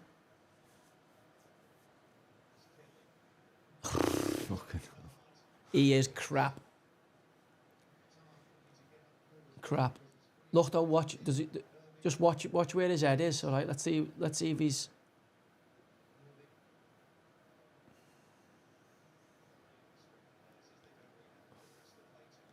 Another Scottish player just been mentioned there, Shea Adams, scoring for fun for Torino, linked with Everton in the summer. It's strange because the one thing he didn't do here was score, wasn't it? He was a hustle-bustle, like, striker. Obviously, the Italian league's got to be easier than the English league. I only know that from going to France. You know, France was a lot easier than the Premier League. Italy's obviously lost lots of revenue, and I think it's got a lot easier. Case in point, you know, lads going out of Scotland. You know, McTominay's gone. You know, he's a decent player at Man United, McTominay, but he's gone there. He looks like fucking Pogba in his prime, doesn't he? You know, Pogba tore it up. Never quite done the same here. I didn't know Shea Adams has scored a load of goals. He's been bagging, has he? You know, he didn't really do that here. He done that in the Championship. So I think Serie A's a cross between the two, isn't it? Probably your bigger clubs, AC Milan, Inter, you know, kind of side sitting at the top of the table will be Premier League level, but then the drop off after that into the bottom part of the table. I know from France, you know, you probably had 2 or 3 teams that could have played in the Premier League, and then, or in the top 10 of the Premier League, then you'd had probably 3 or 4 teams who'd be in the bottom 6 of the Premier League, and then you'd had 3 or 4 teams who'd be Championship sides, and then you'd had probably 3 or 4 teams that would probably be bottom of the champ, if not top of League One. So, you know, in the Premier League, you've probably got 5 sides who are bottom 6, bottom 5 sides. But even if they drop into the champ, they'd probably be in the top half of the champ. There's such a big drop off in the leagues. Big game there Sunday at Anfield. It is. Title decider? No, I don't think City haven't got a great record there anyway, and they're going in lower than a snake's belly, aren't they? With 5 defeats on the spin. Liverpool have riding high. You know, we didn't play fantastic against Southampton, but found a way to win the game. It's one of them, isn't it? Almost too simple. Liverpool, you know, you'd expect them to knock them off like we did Newcastle over West Ham tonight. But you have to respect, you know, Man City. Kevin De Bruyne is back fit now. Is that going to be enough to, you know, change City's recent form? But you'd be a brave man to back against Liverpool at Anfield on the run they're on and City's form at the minute. No Monday night game next week. Fancy streaming that? Do you want to do the City game? Are you going? No? I'll do it. Well, I'm going to watch it anyway, so I'll actually, fast Father party on the Saturday. Yeah. What, are we just going to stay here? You saying no? Let's go straight through. Go straight through, stay here. You're going to watch it though, aren't you? Do you know what I mean? You're going to watch the game, aren't you? Yeah, but fucking hell. Well, it's There's easier to get difference here. sitting and watching on my couch and fucking... Get back on the But aisle. it's easier to peel Setting yourself a off. stream Yeah, up. we could have a Super Sunday here watching the game. I plan on not going to bed, so... Yeah, but well, it's all right, but you can still I'm only messing up, we'll be going to bed. have a Super Sunday. Yeah. Liverpool City, you're going to watch the game. You don't want to be sitting on the couch. You want a bit of atmosphere. It's a big game, innit? Got a couple of days to decide. Some of the lads just pointed out in the chat there. We've got a full Tuesday, Wednesday, Thursday. Well, we could do a Tuesday Madrid. if not, yeah. But Is it Premier Liverpool on League Wednesday, Tuesday, is but it? Smelly games on the Tuesday, Ipswich Palace, Leicester West Ham. Wednesday I play Wednesday. snooker, lads. Tuesday I'm taking the kids footy. I'm away on Wednesday. And then Thursday, Fulham, Brighton, Bournemouth, Tottenham. We haven't done a Sunday game, have we? Haven't done a Sunday game. I'll have to let you know. Well, I'm going the game. I'm going the United Everton game. Sunday? What is it, 12 o'clock? That's 1:30, so get back for kick-off, like. Fucking hell, you put Campbell will yourself... be Is it on that the good, game. son? I know. I'm taking my birds out. I'll have a little Is that Christmas good, son? present. Old Trafford. I can't see us getting anything there, can you? But As I said before, they're not great. They aren't great. I know they got a new manager, but he can't fucking score goals for them, can he? You know, they're all over the gaff, man. If ever you're going to get anything there, it's now. What are they, 14th, 13th in the table? Come on. Just hasn't been his night, has it? He's had chances though, hasn't he? You know what I mean? The one as I say, the one he puts away with a plum, he's half a yard offside. You know, as a striker, you know, sometimes when you miss a couple of chances, you're like, as if we fucking night tonight, and other times you get off to a flyer, and before you know it, you got a match ball. Do you know what I mean? I don't think they've been great tonight, Newcastle, but you have to put that at Eddie Howe's door. You know, his team selection hasn't been good enough. Hence the reason he's made 5 subs. You know, he didn't get his team right. You know, he's playing Longstaff and Willock when you've got Tonali and obviously Harvey Barnes there. You know, He's got Hall in centre mid there. Look, just doesn't know how to turn on the ball. Yeah, they're playing fucking football now where they're just trying everything. You know, Eddie Howe has to take. For me, Eddie Howe's team selection today was abysmal, and that's why Newcastle have been beat. Because if you've got Tonali there, why is Willock getting a game, or why is Longstaff getting a game? Like, you know what I mean? You're gonna have most of the ball against West Ham, and in all fairness to them, I think they're both decent runners. Better when the game's a bit more stretched rather than when a team kind of sits to counter you. And obviously he's picked Lloyd Kelly. I think he'd have been better fucking picking Dubravka, whoever the sub goalie is, ahead of Lloyd Kelly tonight. Look at him there. Look at that. Are we going to open up Danny the? Ings. That is Danny Ings. Are we going to open up the spaces for get a bit of reaction for the game? Yeah, we'll do half an hour. Finish, Yeah, we'll have a cup of tea. Do half an hour after the game. We'll see what Theo Walcott's got to say about running dead fast and getting injured. Yeah, I should just run dead fast and get injured all the time, and then I've got this mad ponytail going on now. And I don't get out Sky. Man United, they'll have Gary Neville. Liverpool, they'll have Carragher. Newcastle and West Ham. There's fucking not a Newcastle or West Ham player in sight. Yeah. Like, Everton are on. They put like a fucking Chelsea player on. When like it's like why not put someone on who's played for the fucking team, who knows a bit about, like, where's Andy Carroll or Kev Nolan or someone who's played for both sides? Theo Walcott. I tell you what, we've got Theo on. Yeah, why? It's not Southampton or Arsenal. So, what the fuck do we want to listen to Theo Walcott talk about 2 teams he knows fuck all about? Yeah. Or Carragher, never played for either of them. Like, it's bizarre. Jobs for the boys, innit? Well, box ticket, innit? Do you know what I mean? It's just like, it keeps the heat. You go, oh, yeah, there's another box to be ticked. Man of the match there? Yeah, you have to give it someone from West Ham, don't you? If I'm honest, like, second half, Newcastle have been really poor here. They haven't created much. They've had a little bit of territory in terms of where they pinned them back, but they've wasted it. That's good, isn't it? Like, you know, you're a West Ham fan and you're thinking, we're in shit form. What's the point going up to Newcastle? You're in the gods, turned up in the numbers. Obviously, big Carlton's in there as well, and that'll make the 4 or 5 hour trip back on the train, or 6 or 7 hours in the car back to East London. Certainly enjoyable, although it's Monday night and you'll have to either phone in sick tomorrow or... Yeah, to be a few phone calls in sick. Or go in a bit rougher. Especially winning 2-0. Staying up, see what the Toons got to offer tonight. Good fans though, West Ham. Yeah, proper football club, innit? What was it like playing at Upton Park? It was a great little stadium. Like fans were on you, like literally right on you. I haven't played at the new one. The last time I played there, they were still in the bowling ground, or I don't know what. It has a few different names, but I knew it as the bowling ground. But proper football stadium, proper football atmosphere. And I always played well there. I didn't play there that much. I've only played like three or four times there, but because they were out of the Premier League for a while. You forget West Ham were a bit of a yo-yo club. Nearly signed for West Ham, didn't you, at one point? Yeah, I was down the track with them with Slaven Bilic, done a 2-day fucking medical, and at the last minute they got cold feet. From what I got told, Mark Noble and a few of them went in and were like, oh, don't sign him, because I'd have took Noble's place because I was well better than Noble. I'd have took his place, and obviously he's missed the West Ham in his jelly deals and all that. So obviously when someone like that wouldn't want me anywhere near it, because he's just going to get bullied every single day on the training ground and obviously not get a game for his boyhood team.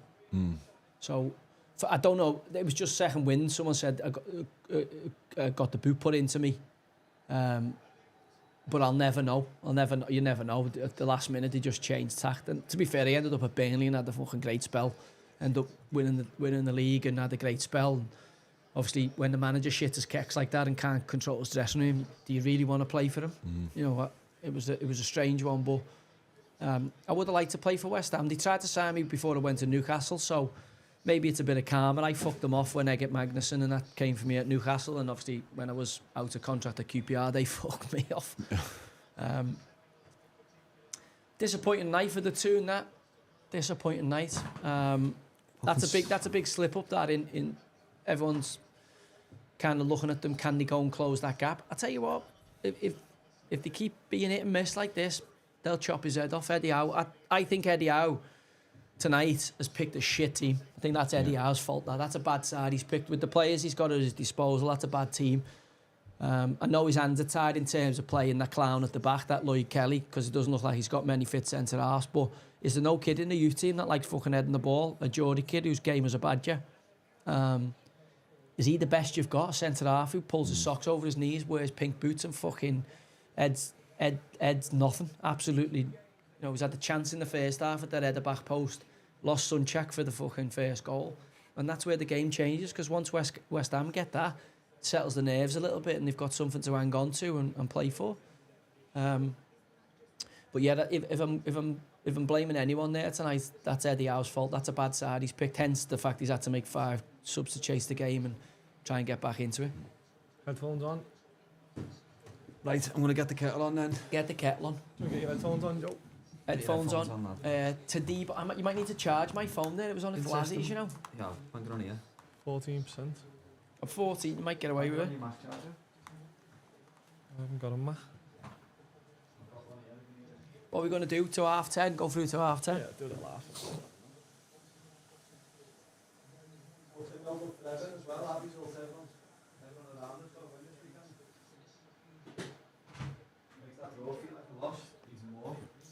It's still a point picked up, innit? It is like we could have lost the game. Like, that's worse, obviously, but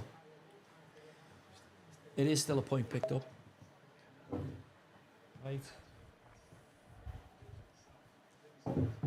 What's the point? Listen to Carragher and Walcott. They're going to offer us app. You loading that down or ironing up? We're going to get nothing out of these two. Nothing. Definitely need some West Ham fans, or some Newcastle fans, to come and have a good moan.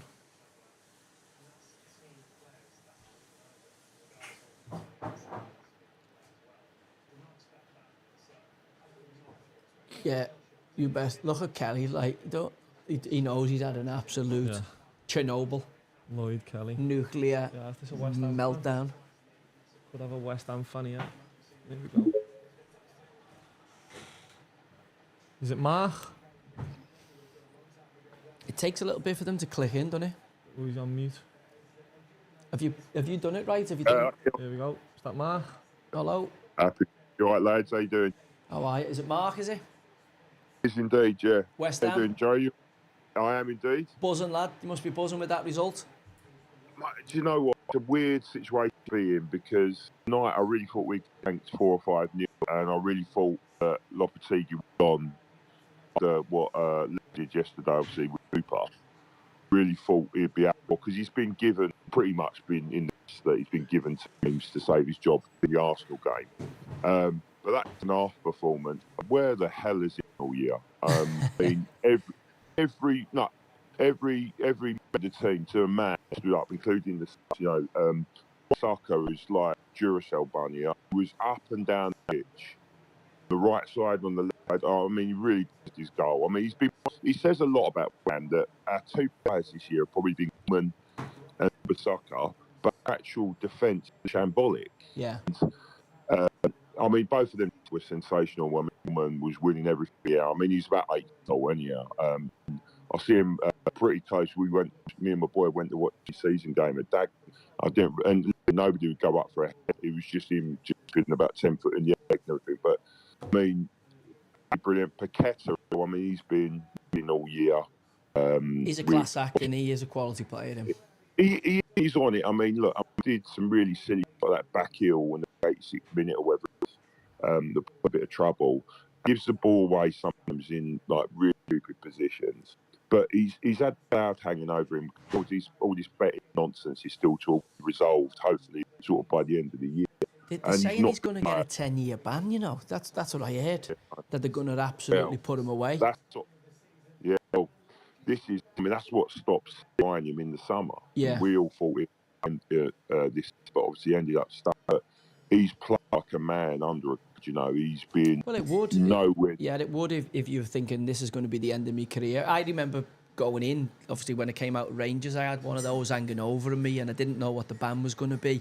And it is tricky, but because he's allegedly been spot fixing and a kind of betting syndicate, it looks like if they do stick it to him, that it's going to be a fucking career-ending one for him, because if you get banned, that's a FIFA ban, that's across the globe.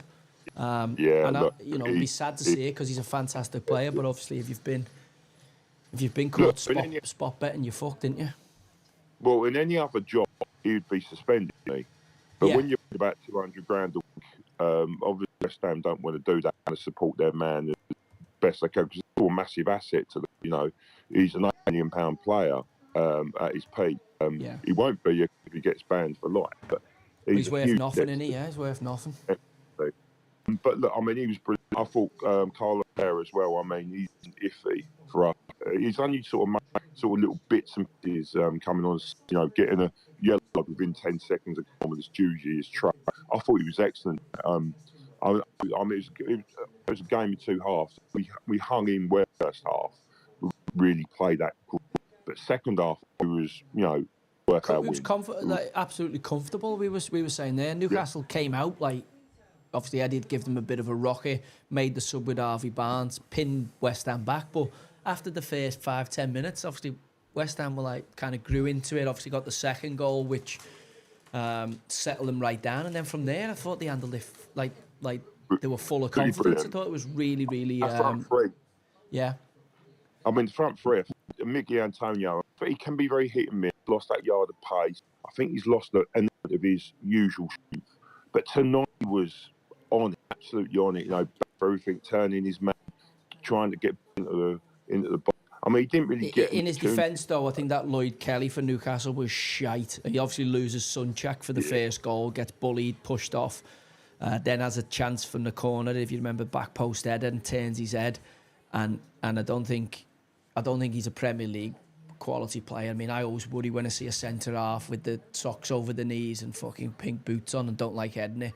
The other fella, Shah, I think's a good player, the centre half, but I thought, once Anthony Gordon missed that chance, he doesn't miss the chance, Fabianski saves it, but after Todibo kind of scuffed at it and he hits the keeper, you need little moments like that to go for you, or the one where Isaac chests it down.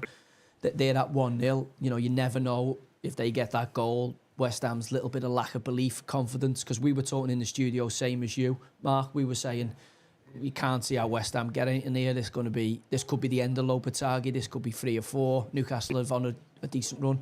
But I'm just saying to the lads here, I think Eddie Howe's team selection tonight was really, really poor. Willock, Longstaff, and I think he's played right into West Ham's hands, and I think Eddie Howe needs to have a real think about his team selection tonight, because I think he set them up on the back foot due to personnel. No disrespect to West Ham, they've played well. took the chances. It was good header from Souček. You don't expect Wan-Bissaka to score. He's a fantastic defender, one-on-one. But the big criticism at him at Man United was kind of, his crossing and his final third entries. But, scores a really good goal tonight. And after that, West Ham looked fucking really professional. Actually won it, kept the ball, won it with loads to spare. Absolute competent away performance, mate. So hopefully things look up for you now, your next couple of games. We've got Arsenal, and I think it's Leicester, the 3rd of December, which would be, if David Moyes is over, what a bit of stroke of luck that was his first game against West Ham. See, I thought it'd be Graham Potter. I said, I don't know any England, but I thought that Potter's been on Sky loads and Sky are pushing him. And I just thought it just fits for. I think Moyes might be lined up for Everton if, Everton have got some terrible next 5 games, and there's rumours on Merseyside that he's going to come back.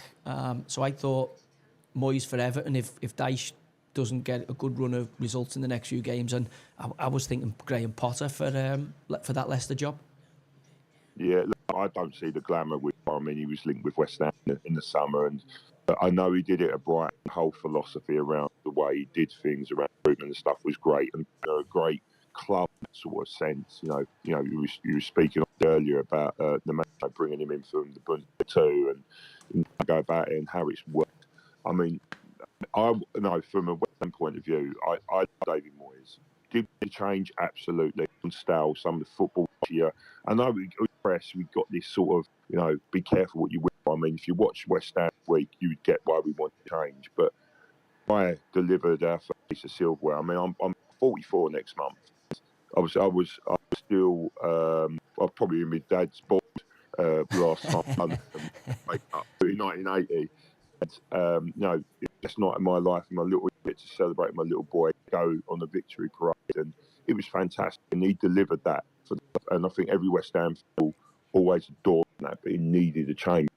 Look, if Leicester wouldn't go far wrong by putting charge, he would solidify that team and make them hard to beat. I guess that's what they needed. I don't know whether part of philosophy they are at the moment would be the right call. Leicester fans might be something different, but from my point of view, I think he would come out and make them a tough team to beat. Glamorous. It wouldn't, what wouldn't surprise me if they go foreign, because they've gone tried and tested in kind of Steve Cooper. Sometimes they go, what, we've tried the fucking British English one, we're going to bring in, this foreign coach who's, obviously with the guy at Brighton, Hertzler, doing well. It is quite fashionable football, and they go, what, we're going to find the next one of them rather than somebody who's kind of tried and tested in the Premier League. But I think you're right there. They could do a lot worse than David Moyes. Absolutely.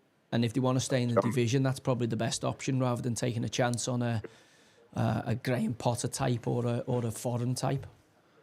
Yeah, what do you think about Jared Bowen, Mark? What's your thoughts on him?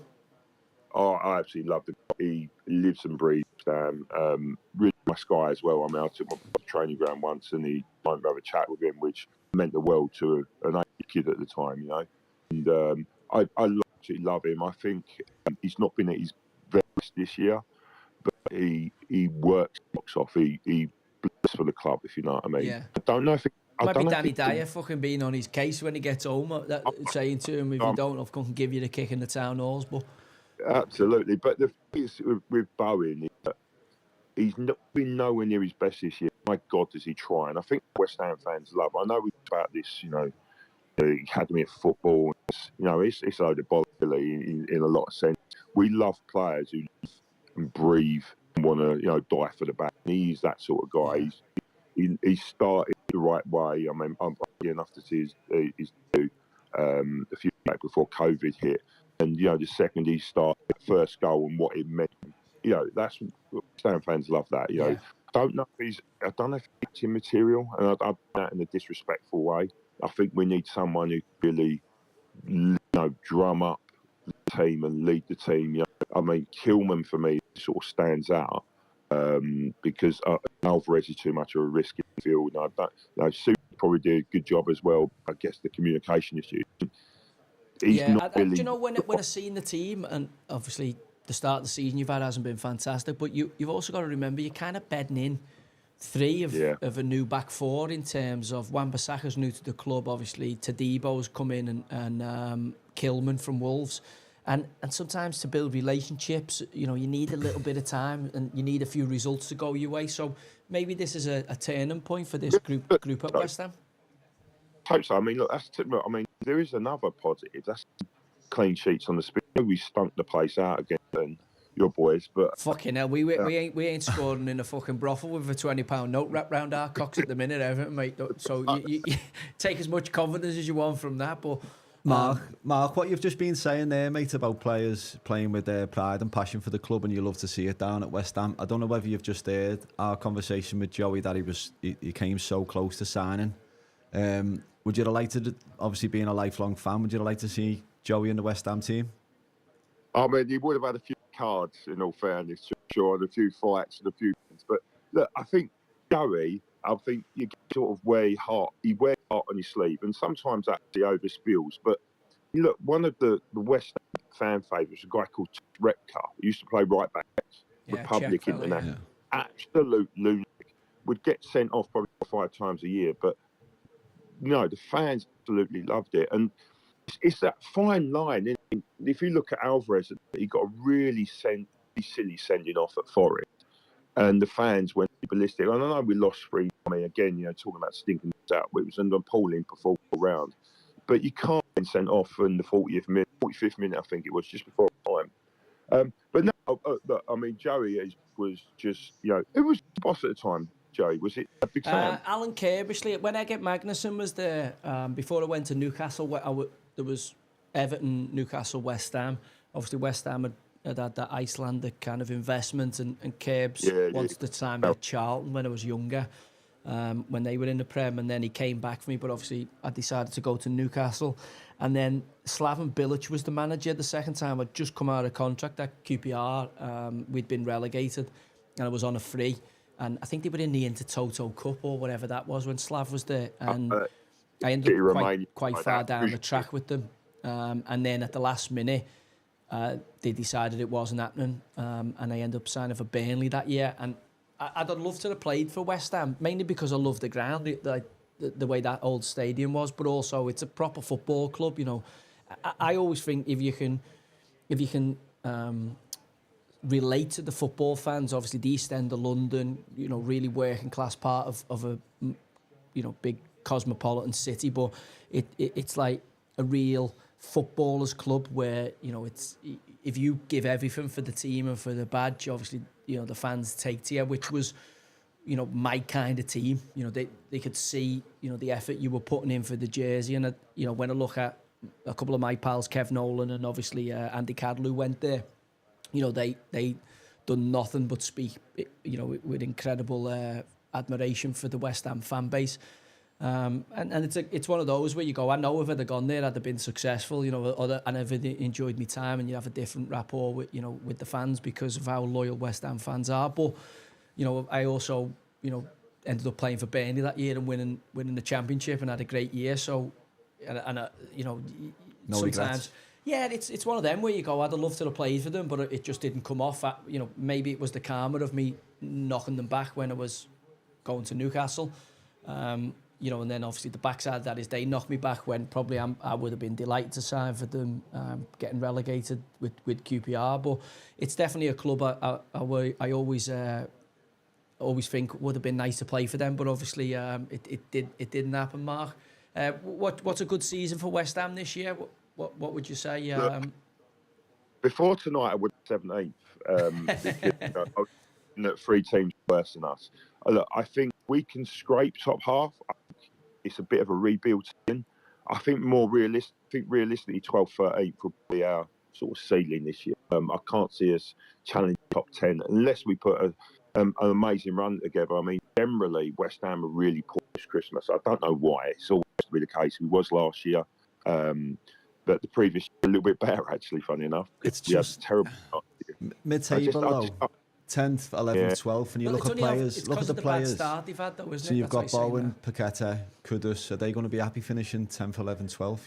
No, I mean, we've got Fulkrug to come, but if you look at some of the signings, I mean, Somerville are really excited by Somerville. I think he's got potential. He just needs to add a few more goals to his game. Really, he was good tonight. Him. Yeah, again, he was spinning his man. He was, with the ball at pace. What we say? I mean, we 30 million on a Brazilian kid who's not getting any minutes, and that's not West Ham. I don't. We don't usually big sums of money on players who suspension don't play. £30 million. If we'd added that to the Fulcrum, we could have gone and got Duran for that potentially in the summer. I think his agent was playing game, but I mean that was. But I would have liked it. He's pacey, strong, the sort of striker we need. We play to an Antonio type striker, and he's big, strong, and runs at the defenders. He would have been absolutely terrific to have. But look, it's been there's good players in that squad. I think we need to midfield. I don't rate Rodriguez. There's rumours that he's unhappy. He wants to go back to this. We need some pace in that field. Alvarez is a bit of a liability. Can be brilliant on his day. I always think he's a centre half. I know he's played centre mid, but when he was at I always seen him as a centre half. I watched him and Sunchek play at Everton. It must have been last season, and I just thought, fucking hell, like these are really not first receivers. And obviously you'd lost Declan Rice, who was a big player for you, but I just felt West Ham. I was like, where's the ball playing midfielder who's going to get the good attacking players that you've got into the game? And at this moment in time, I'm with you. I'm like, they could. I mean, the boy Sola did really well tonight, and Paqueta's a good player. So I'm looking at it going, if you can just add a little bit more quality in there, you've got the basis of a really good side. Yeah, I mean, we've got a young lad, Freddie Potts, who's out on loan at Portsmouth, who's doing really good. When you're in this position, is Steve Potts' lad there? Yeah, he's one of three of the boys who plays for him. Yes, he's out on loan at Portsmouth. He's the highest rated player in the Championship in terms of obviously the players. We've got another lad called George Duffy out at Bristol City relatively well, and we've got a young lad in under 21s called Lewis Alford, who's highly rated, who Villa wanted. Problem is, I mean, we talk about this in football. We just don't blood our ears at West Ham for some reason. Do you know, it's a strange one, because at Bristol Rovers, we played in that EFL trophy and we played West Ham. Steve Potts is obviously the 21s, 23s manager. And they were the best youth team I played in all my time at Fleetwood and Bristol Rovers over those 5 seasons. They were in terms of attitude and application, they beat us on that night when they were the only 21 side. We used to play them every year. You'd always get drawn against them, Everton, Liverpool, whatever it was. And they were really, really impressive group of kids, to the point where I text Kev Nolan and Steve Potts for Steve's number after the game. I was like, they're a real credit to you.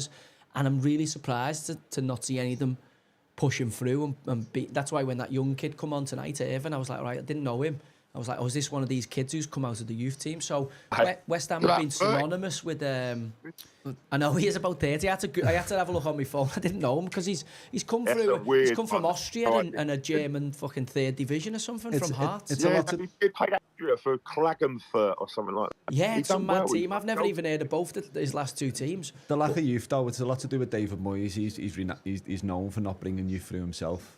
It's only really if you've got serious talents like a Wayne Rooney, he put them in. He done the same with Everton. Rooney forces your hand, doesn't he? But West Ham, when you think back, it's always had a fantastic academy, West Ham, when you took Michael Carrick, Joe Cole, Rio Ferdinand, Frank Lampard, I could keep going. Yeah. West Ham have always been synonymous with producing homegrown talent. So when I seen that 23s side, it must have been a couple of years ago now, they were fucking fantastic, had some great attitude, and Steve was doing a fantastic job with them.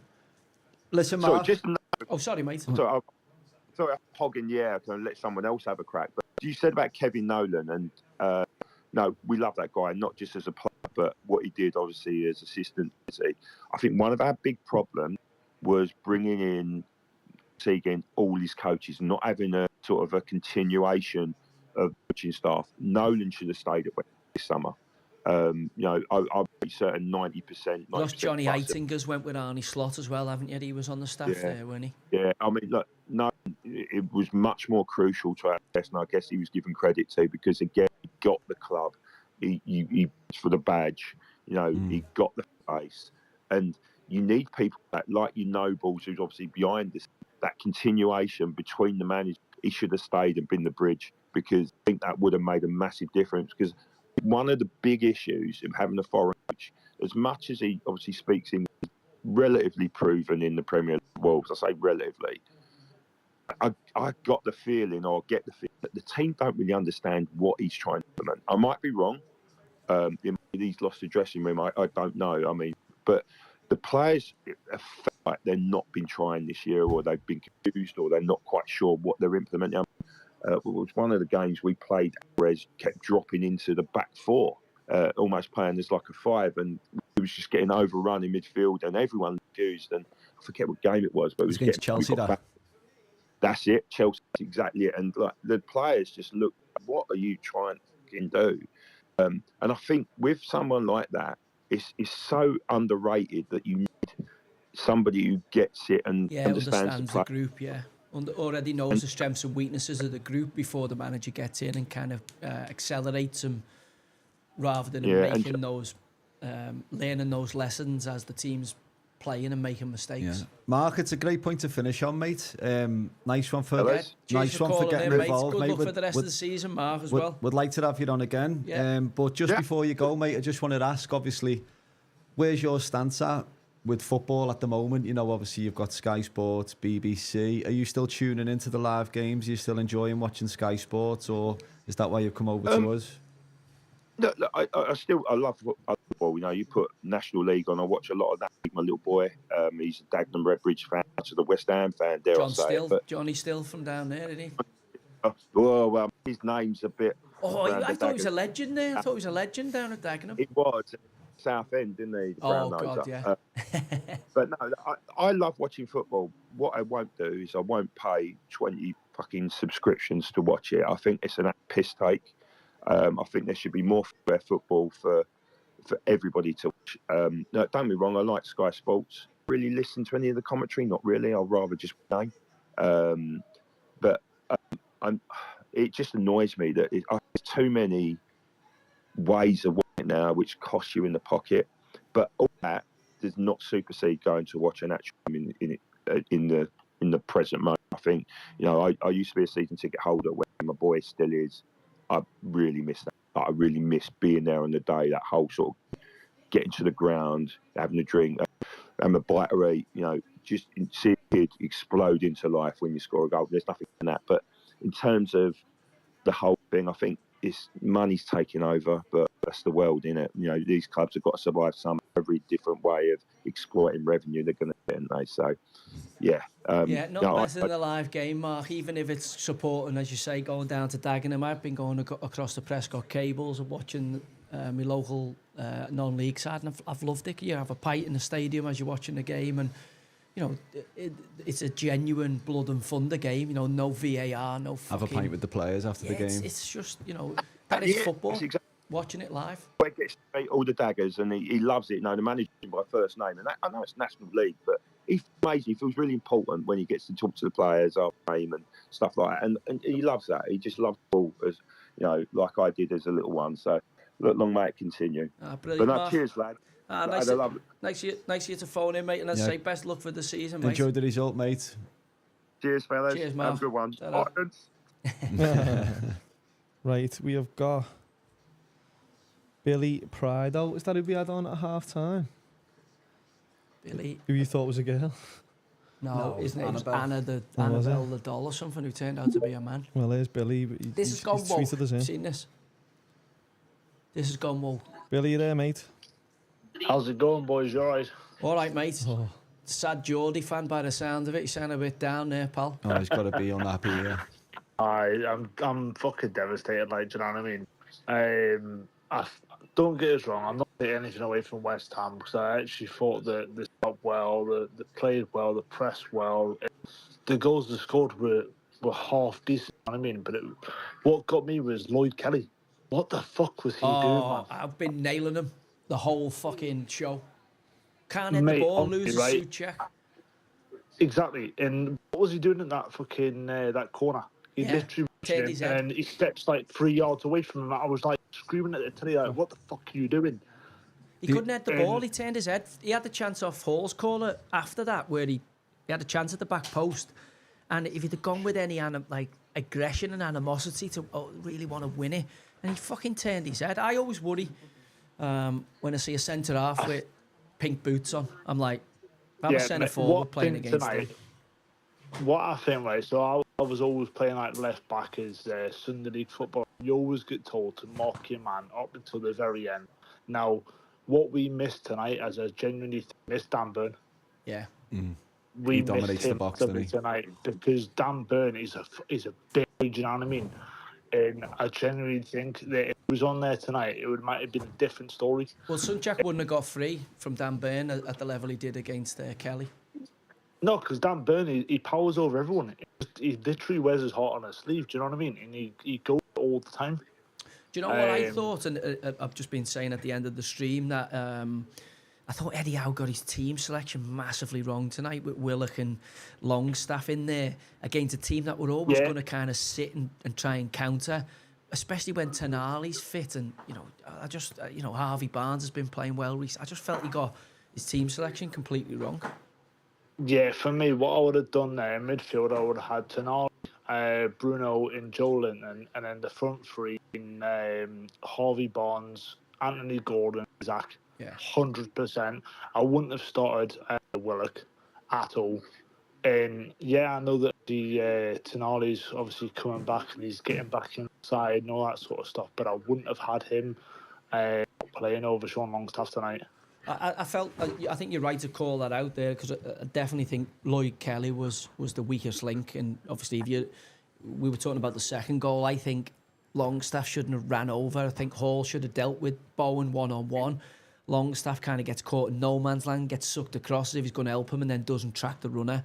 But again, if you look at Kelly's positioning, he wasn't defensively aware. And there was a little incident after that where the ball was on the left-hand side for West Ham and Antonio was just jogging into the box and Lloyd Kelly never looked over his shoulder once and Antonio got 4 or 5 yards away from him, and luckily for Kelly they never got the crossing, otherwise it would have been a decent chance for Antonio. I mean, obviously he's only playing because of the injury to Dan Burn and Botman and obviously Kraft, is it? Yeah, Emil Kraft, yeah. If everyone was fit, I don't think Lloyd Kelly would be anywhere near the starting 11. Bill, you're I don't even think he'd be anywhere near the squad, mate. Yeah, possibly, mate. Yeah, possibly. Bill, you were a left back. You've been watching the boy Hall play throughout the season. What's your thoughts on him? Unbelievable.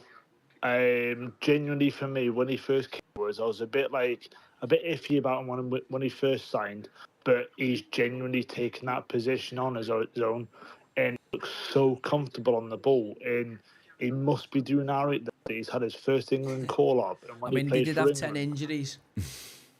Yeah, but I don't really give a shit about that. Do you know what I mean? No, I'm just saying, it's not as if everyone's fit and he's been called up. I think he's been called up because of injuries to Luke Shaw and injuries to other players. Ramthwaite. He was called up for side of things, but when he actually played for England, I thought he made it his own. But when he's been playing for us, more importantly, I think that he's taken position on and he's comfortable. He looks so comfortable on the ball. He makes the right decisions. Yes, there's a few times where he makes the wrong decisions, but he's only human. Do you know what I mean? Does he start if Botman and Burn are fit? Yes. Okay. Newcastle were using Burn at left back, weren't they? They were remember when Eddie first went in there, Burn was playing left back and kind of inverting to a back three in possession. Trippier would get on. Yeah, I would only say that he would be sound if both Botman and Burn were fit, only because I have Botman and Shaw as the centre halves, and I have left back as Lewis Hall. But with Burn, he's more of a centre half. He's more of a get above everyone else. Whereas Hall's more like, I know it sounds stupid, but he's a smaller lad, so he's quicker off his feet and all that sort of stuff. So I would have him starting over Dan Burn, the left back, definitely. The only thing the only time I've seen Newcastle live this season was at Goodison, obviously in the draw there, and Everton had left the pitch a little bit longer and obviously drier. And I really thought the two fullbacks, Hall and Trippier, struggled they were really poor passing the ball, which meant Murphy and I think Harvey Barnes started in front of Hall that afternoon because Isaac was out. Gordon went through the middle. They never got service, but that may well be a factor of the pitch. But my issue with Hall is I just think he's a little chunk, isn't he? He's like he must be about 5'8", 5'9". Yeah, he's tiny, mate. Aye, and he's quite thick set. And my issue with him was stereotypical left back there, isn't it? It is a stereo. No, well, mate, I'm short and fat now. Do you know what I mean? it was. I just felt he was a little bit chunky and a little bit square in the hips. And when I see him defend, I look at the way he moves his hips. Like Bowen's caused him a lot of problems tonight. Obviously, the second goal comes down his size, and I know you've seen a lot more of him than me.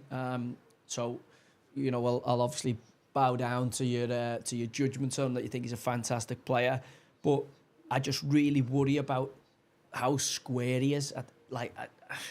So I'm old and fire. I don't think I've seen enough of him live, and I'm maybe tainted by the one time I have seen him live that Newcastle didn't play particularly well, but Trippier was equally as bad at right full-back that afternoon as what Hall was. Don't get us wrong, he's not the finished article by a long shot. Do you know what I mean? He's a young lad. He's got a lot to learn. I think he's on the right lines. In under Eddie Howe, he's actually like came out of his shell a bit more. Do you know what I mean? Yeah. Rather than because when he first came on that game against Chelsea, I was just like, oh, hold on, what's he going to do here? But actually, he didn't let the what you call it.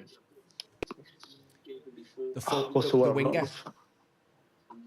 He didn't let the whole experience get on top of him. He just soaked it all in and he just played football. But my biggest problem tonight, I would genuinely say, would have been the penalty decision, because I genuinely think that was a penalty on.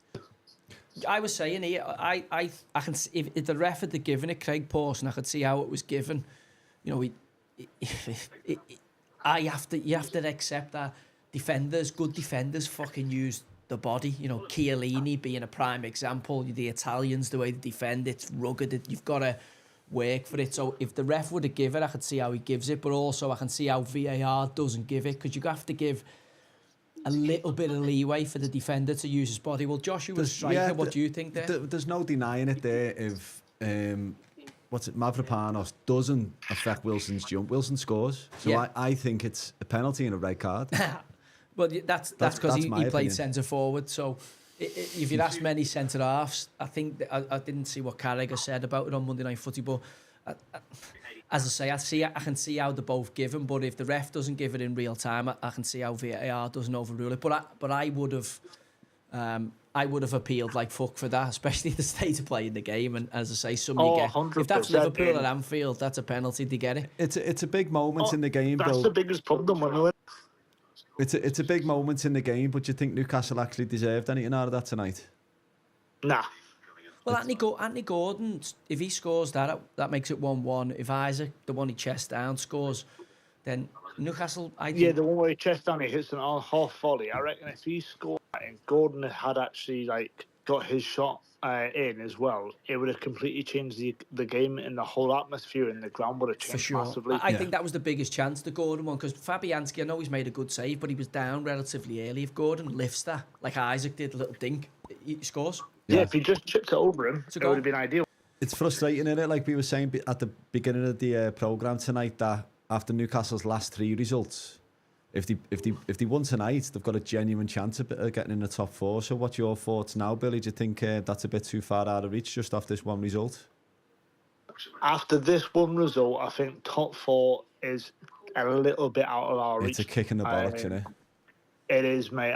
Considering the form that we're in before the international break, and obviously we've progressed to the next round of the Cup as well. So there's all these little things that you have to take into account. But I think it's going to, the next couple of games is going to massively affect what goes on for the rest of the season. Don't get us wrong, I was absolutely ecstatic when we got into the Champions for last season, because it's the first time in fucking 20 odd years. You know what I mean?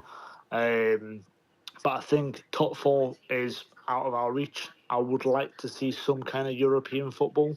But at the minute, when Eddie Howe needs to sort out his starting 11, because tonight it's massively let us down. And it's as if, what annoys me though is when he comes to doing his pre-match chats and everything, it's as if he says the same over and over again. And I rate him massively. I love him a bit. I think he's class. But I think there's times where he needs to actually like realise that, hold on, this isn't working. What can I do to change it? But then it seems like the next game it's pretty much exactly the same lineup. Well, the problem they've got even tonight, they can't change shape. I'm looking at it going, right, can you go to a back three here? Because you're 2-0 down, you need to chase the game. And they couldn't. So I'm looking at it going, if Newcastle don't get into Europe next year or the end of this season, as good of a job he's done for Newcastle, the Saudis and Newcastle have got bigger plans. I wouldn't be surprised to see Eddie moved on and a Mourinho type or somebody. Mourinho's already made overtures for the Premier League, and I think it's going to sound bizarre, but I think somebody like that attracts a different caliber of player. Repertoire. And I don't know. I just think like even Everton. I'm looking at Everton going, do you know what? A Mourinho type could work at Everton. He'd obviously want the Saudi job. The Newcastle Saudi pot of money rather than the American guy who's taking over at Everton. But I'm looking at that. He's already said, hasn't he? I'm looking. He's already mentioned in Fenerbahce. He's looking to come back, and I think one of those underdog roles. Because didn't he say something about if he was to come back to the Premier League, he would want to go to a team that's like lower down that would give him a bit of a challenge and stuff like that.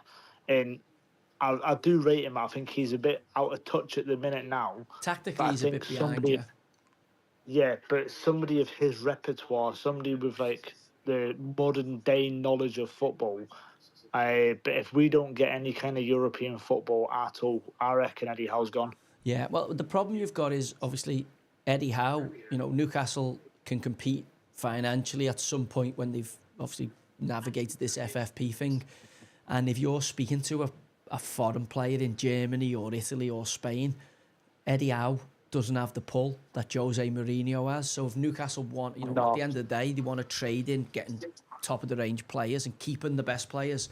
I think Isaac and that, Botman and that, when fit, stay for Mourinho as opposed to Eddie Howe. Gumaresh will go, okay, let's give Mourinho a chance, and he might be able to attract via his network some of the bigger names on the continent, as opposed to, no disrespect to Eddie, he's done a phenomenal job at Newcastle, but I don't think he's got that kind of continental pull that Jose Mourinho has. And I think if Newcastle want to be a big side, I think they're going to have to maybe spin the wheel on Eddie. And I say, I don't think he's going to survive not making Europe for 2 seasons. Would you disagree with that, Bill? Yeah.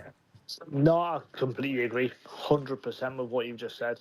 Billy, top man. Listen, thanks for phoning in, mate. Hopefully we'll get you on again. But this is the first time we've done this, and we've had some great calls. Yeah. Fantastic. Thanks for that, mate. Keep your nuts up. Cheers, boys. Have a good night. Ta-ra, mate. Bye-bye, mate. Ta-ra, mate. What are you thinking? Have we got time for one more? No. Do you know what? Before we go off here, how many quality callers have we had in there? Like, incredible. Like, I didn't expect that. You always thought you get like someone who's not really got a... But everyone who's came on has had a really good opinion about, whatever it was they were talking about. So it's good to hear that side of it. Well, yeah, you don't get to see the chat room obviously when we're doing this, but it's always good, and it's genuine football fans' opinions. You know what I mean? And that's what we're encouraging. Well, hopefully, as I say, we'll do a game next week, whether that's a Sunday game or whether that's a game during the week. We'll do one, and again we'll open up this and maybe do another spaces and get the fans on, because there was some incredible calls there. So thanks to everyone who took part in that tonight. I say disappointed Newcastle didn't get the 3 points, but it was a good game and some really good football conversations. We're here to say football. Thanks for joining us.